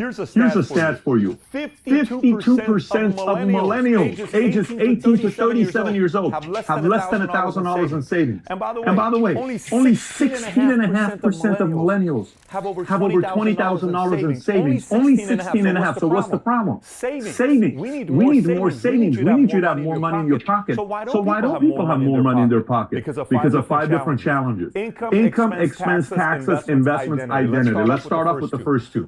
Listen. When you think about your income, a lot of times people say, man, I want to have a very big income. Well, you may have a big expense problem. Because what's left is what matters to you, right? The net that's left is matters to you. And then there's taxes, but that's a whole different discussion we'll have here in a minute. So think about 2 examples here. Example number 1, we have somebody that makes $250,000 per year. That's a $250,000 annual income. Many will say, Pat, I wish I made a $250,000 year income. Many make a $250,000 year income. But he spends $280,000 a year. That means he's losing $30,000 per year. You know how many people I know like this? Hundreds of people that overspend what they make. Example number 2, somebody makes $80,000 per year, but they only spend $60,000 per year. They keep $20,000 per year. The guy making $80,000 is saving more than the guy making a $250,000 year income. So one has an income problem because this guy would love to make a $250,000. The other guy has an expense problem. This guy wishes he only spent $60,000 per year. So you may say, well, Pat, okay, I want to make more money. Well, let's talk about your income and expense problem first. Let's first start off with income. What do you do to increase your income? If you have a job today and you're watching this and you don't have something you do on the side, but you know every single talk show at night that you watch, Netflix, all this other stuff, you're wasting your time. You don't really care about having a lot of money and you're just hoping to get lucky. If you got a job and you're broke, there's no reason you should be coming home at night to watch TV. You should be selling something, creating something, learning a skill, having a side hustle, working overtime, getting another job on the side. You need to be selling something. And the highest paid skill that you can learn about making more money is sales. So that's the income problem. Number 2, let's talk about expenses. The one thing about expenses that I'll talk about, I have a few points. I'll start off with the first one here. You need to fire your consultants. If you're a business owner running a business and you're paying somebody to do your website for you. Just today we fired somebody. Literally just today we fired somebody. You may have somebody doing a website for you. You may have somebody doing something else for you. Designing a logo for you. Doing all this other stuff for you. Guess who they use? They act like they're the consultants, but they go behind closed doors and they use a company called Fiverr, which by the way, this video is sponsored by Fiverr. You just saw recently, we teamed up with Fiverr. And everyone knows you could go back to watch many videos in the past. I love Fiverr. I spend hundreds of thousands of dollars before I realized all these consultants on the side. Let's develop a website for you. Fiverr, they develop a website for you. Let me do a logo for you for $4.99. They do it for you for $49 or $99. Let me figure out a way how to clean up this contracting and this verbiage that you have here. There's people that edit that. Let me do a voiceover for you for $200. There's people that do voiceovers here for $20. Let me Fiverr. Go back and fire your consultants and start using Fiverr. Matter of fact, one of the things we discussed with Fiverr is the following. The first 100 people that go on Fiverr.com, it's 2 R's, that go on fiverr.com and use you make a purchase. The first 100 people that use the code TATBET, the first 100 TATBET will get 20% savings on your total sale. You spend $300, it'd be $240, $60 up just because you're a valuetainer. Fiverr has an agreement with us to give you 20% discount. So fire your consultants, start using Fiverr. What else can you do to minimize your expenses? Renegotiate all your contracts. Go through your monthly expense on what you're spending on a monthly basis. Renegotiate your phone bill. Renegotiate your cable bill. Renegotiate your cell phone bill. Renegotiate your internet bill. Renegotiate your renegotiate your dry cleaners. Go to your dry cleaners and say, man, I've been a customer of yours for 10 years. Why do you rip me off? Give me a discount here, man. Renegotiate your tailor. Renegotiate every single thing. I pull my director of finance aside and I say, who do we spend money on? It's time to go renegotiate. We've been a customer with them for 5 years. How much money have we spent? Renegotiating time. Renegotiating time. Renegotiating time. Renegotiate all your contracts. Live below your means. Listen, for a long time, for my stuff, the reason why a lot of people don't have money and savings to be able to double that money is because they overspend. Why do you go to Starbucks? Who cares about Starbucks? Yeah, I even own Starbucks stock. I should be telling you to go buy Starbucks, but why are you going to Starbucks? Why $5? Go Dunkin' Donuts, $1.50, $1.75. Go 7-Eleven, 75 cents. What is it? 99 cents. How much is it? $1.20 something, right? You go to 7-Eleven. Stop going to these inane places, right? Stop going to all these places you're spending all this money on. Live below your means. By the way, I had $250,000 in the bank and I was driving a Ford Focus. I was worth nearly $10 million and I was renting. I was renting a small place and I was worth 10 million, nearly 10 million, and nobody knew it. I'm renting. Everybody would say, I can't believe you're a millionaire and you would live in a place like this and you would rent it. Denver Post came up and they wrote an article saying, this CEO and entrepreneur believes that real estate isn't the American dream. I said, absolutely it's not, because I was renting and everybody was criticizing me. Live below your means. Rent everything you can for a long time. Rent everything you can. Use technology on minimizing payroll if you're running a company. Have fewer employees, pay higher. So don't try to hire way too many employees. Have fewer employees, pay higher. You'll keep them loyalty. You don't have to constantly going through new employees. Pay higher, hire fewer. And then obviously, fire your consultants. Next is taxes. You know, sometimes I mean, think about this. This $250,000 income guy or girl, if he or she lives in New York or LA versus Texas, this person's paying an additional 9 to 13%, most likely 13%, just for living in New York and for living in California. So watch. If it's 10% on a $250,000, that's an additional $25,000 that went to the state that you wouldn't be paying if you're living in the state of Texas, Nevada. I think Tennessee is one of them. Florida. There's 5 or 6 states they don't pay any state taxes in. So by the way, taxes is another issue you may be having. So you need to sit down and figure out long-term planning on what kind of money you want to really make. And have you positioned yourself in the right place. I was in Florida last week. I was in Miami and I was in Orlando. And I said, the state of Florida's governor must be the worst recruiter in the world. Because if I was the governor of Florida, I would have more Fortune 500 headquarters there than any other state, including Texas. Although Texas is tied with New York right now. I think they're competing for number 1 spot. I'd have everybody there. Weather's amazing. And you can pay no taxes in the state of Florida. Taxes is another issue that you may be facing. Next one is now investment. So now let's talk about investments here. On different types of investments. On the bottom here, I put 4 different boxes that all investments fall under. All investments fall under these 4 different boxes. Okay? You have high risk, low return.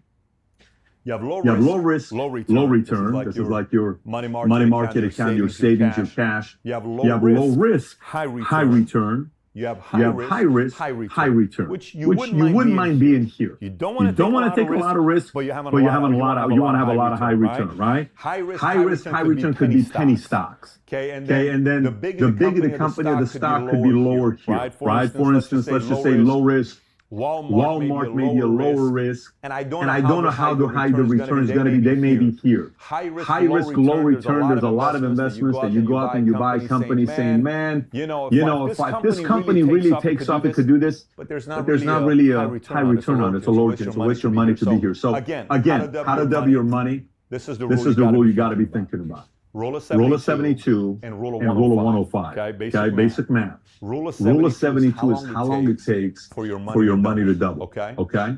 So what happens is whatever interest you get per year, you divide it by 72. Meaning, if I'm going to get 72% every year on my money, that means it's going to take 1 year for my money to double.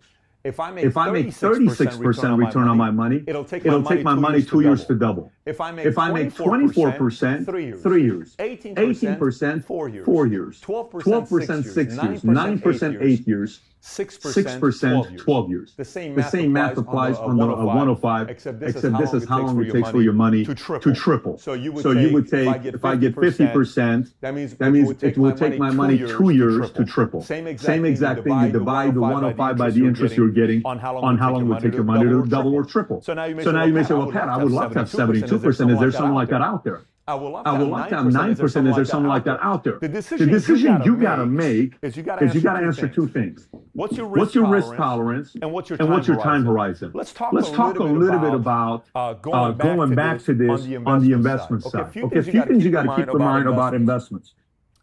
People send me emails and they'll say, do you think I need to invest in Uber? Do you think I need to invest in Snapchat? Do you think I need to invest in Facebook? Do you think I need to invest in this stock? What do you think about the ticker? They'll send it to me all the time, and they just want me to go through the tickers. And I'm not doing that. I'm a Series 7 broker, Series 6, 31, 26 life and health, securities, all this other stuff. But I'm not doing that on all of them. I am more concerned about you getting the right mindset than trying to pick the next stock. I was at the flower shop the other day, and these successful Iranians who own this flower shop, and they come to me and they say, look, everyone knows who you are and how successful is a business. Give us one tip on where we should invest. I said, I don't give those tips. My goal is to make you think right. If you think right, you'll learn how to double your money. If you can learn how to think right, you'll double your money. Not one stock, and not one single real estate investment or certain property. How to think right. So let's talk about the thoughts. Number one, specialize. Let me explain what I mean by specializing. I met an art dealer. She knows everything about art out there. Let me tell you, and I'm talking like $3 million art, $2 million art, and $6 million art, and $600,000 art. She knew everything about it. You know how much she knew about stocks? This much. Guess what? Her specialty is art. I know people who specialize in real estate, commercial real estate. They know everything about commercial real estate. You know how much they know about residential? This much. Because their specialty is commercial real estate. Specialty is art. Specialize. Yes, you want to know a little bit about everything to be dangerous and know the language. But go out there and specialize in one thing. Specialize in one thing. Next. Don't buy emotionally. Let me explain to you what I mean by don't buy emotionally. I hear a lot of people say, invest in what you buy. Really? If I invest in what I buy, I invest into Slurpee. You invest in what you buy. That's like a kid. I go invest into ice cream. But you gotta invest in what you buy. I love Skittles. No, it's not about investing in what you buy. This is not an emotional game. This is a logical game. Investments is not an emotional game. You got to decide logically. You work your butt off. Did you just see the stats I gave you? 52% of millennials have less than $1,000 in savings. You know how hard you got to work to make $250,000 or make your millions or have $100,000 of investable cash. Do you really want to just throw it away? No, you don't want to do that. So the point is, don't buy emotionally, buy logically. Do your research. Find out. Does it make sense? Does it not make sense? Why should I not? Do your part logically. Three, invest what you know. Invest in what you know. Don't invest in what you don't know. Okay? I mean, for me, I was sitting down the other day and I'm talking about baseball cards. I'm going to talk about a little bit different things here about baseball cards. And this one guy was saying, Pat, I heard you talk about baseball cards. I think baseball cards are a waste of time. I said, what do you know about baseball cards? He says, nothing. I don't need to know nothing. Who in a right mind would go out there and buy a stupid piece of cardboard for $70,000? I said, who? I said, my gosh. You must not know nothing about baseball cards, which makes sense. You're not educated about it. I said, do you know there's a card out there called Hannes Wagner TTO206? It's a Hannes Wagner card. A PSA 8 was bought in 96 for $640,000. I said, do you want to know what that card is worth today if you wanted to buy it? He said, what? Some would pay upwards of $10 or $15 million for that card. What if you bought that card in 96 for $640? It's worth $10 or $15 million today. A PSA 5 was sold for $3.2 million just 7 years ago. Some may say $20 million. A Mickey Mantle card, 1952 Topps, for instance.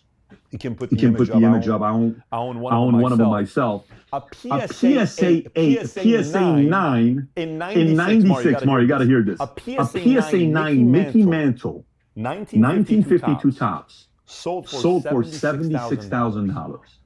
A PSA 8.5 sold in November of 2016 by Heritage Auctions, a lot of credibility, for $1.3 million. From $76,000 to $1.3 million. That PSA 9 card is worth $2-3 million today. But the point is this: invest in what you know. If you know nothing about baseball cards, don't even listen to anything I just said. Nothing. Let it go through here. Don't waste your time with it. If you do, study Michael Jordan BGS 10, see if you can get one. Study Ted Williams 1939 play ball. Study a Willie Mays rookie card 1952 Topps. He's 85, 86 years old. He's still around, but who knows what's going to happen? There's a lot of value upside on that. Study what it is to go out there and get a Jerry West rookie card. Study what it is to go out there and get a 1952. I can go on. I don't want to go there. The point is this: invest in what you know when it comes down to investments. Number 4, stock ownership is business ownership. Just so you know that. Don't look at it any smaller than that. If I want a stock of Microsoft, I'm a business owner. I own a piece of it.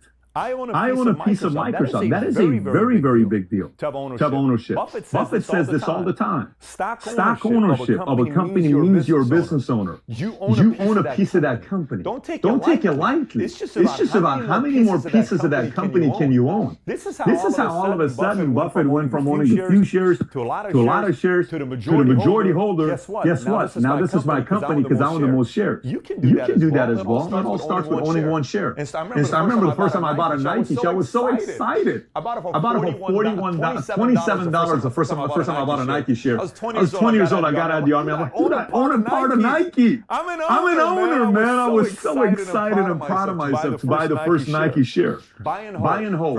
Very simple. People look at my body and they say, man, you must work out, 6-7 days a week, all this other stuff. I am 6'4", 6'5", 230 pounds because I've been working out 3 times to 4 times a week since I was 14 years old. That's a long time that I've been working out. Investments are the same way. Buy and hold. So quickly. When I talk about risk tolerance and time horizon, what is your time horizon? I want to be a billionaire tomorrow or next year. Buy and hold. That person with patience is going to beat you because you don't have patience. You're trying to become get rich quick, all this other stuff. So that kind of message appeals to you. A person that watches today's message is not seeking to get rich quick. They want to think the right way. Next, taxes. Already talked about that. Last but not least, chief. Goes back to me talking to you about firing your consultants and hiring fighters, right? And last one, identity. We were in Orlando. This guy comes up to me named David. Good guy. David comes up to me and he says, hey, Pat, let me ask you a question. He says, so you talk identity a lot. How do I put my identity? And what do I do with identity? All this. I said, listen, your identity holds your income. If your identity is a $500,000 identity, it's mathematically impossible to be below $500,000 for a very long time. Some of you guys are saying, Pat, what the hell do you mean by that? Will you work for $20,000 a year? You won't, will you? Why? Will you work for $40,000 a year? $60,000 a year? $100,000 a year? $200,000 a year? $1 million a year? You've said yes to one of them, whatever they're paying you right now. Do you know why? Because that's your identity. That is your That identity. is your identity. You may not like to hear that, but it's your it's your identity. It's It's impossible for for $500,000 your identity to be to be accepting $60,000 a year salary. It's impossible unless if the potential is a $2, $3, $4, $5 million your income, because it got to go more than that. So if you have $5,000 in savings, that may be a lot of money to you. And you have an identity issue. If you have $28,000 in savings, that may be a lot of money to you. If you have $48,000 in savings, that may be a lot of money to you. Because you have an identity issue. You got to fix this identity on how you think and what you think you deserve, and all of a sudden you start pulling all of that in your life. I don't know what it is, it's just that's how it works. So now, having said all of this, by the way, identity, there's a video on how to recreate yourself. It's a good video for you to watch. And if you haven't watched the video on 20 Rules of Money, I highly recommend you watching that video. But I'm not done because I'm going to talk to you about a few different investments. Okay, so let's go through them. Options you have. Stocks. There's different types of stocks that you can own. You can own a stock of a small cap. It's a smaller company that's going up. Mid cap, large cap. You can buy stocks and companies that have been on for a long time. They're very established. You can buy stocks and newer companies. You can buy stocks by technologies. And by the way, Warren Buffett's philosophy isn't to diversify. Warren Buffett's investments were actually very concentrated to industries. It wasn't about spreading it too much.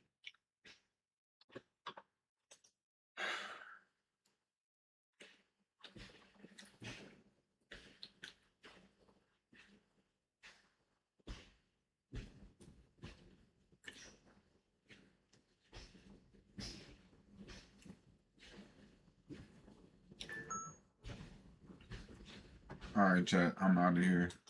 Time for me to get some rest. Peace.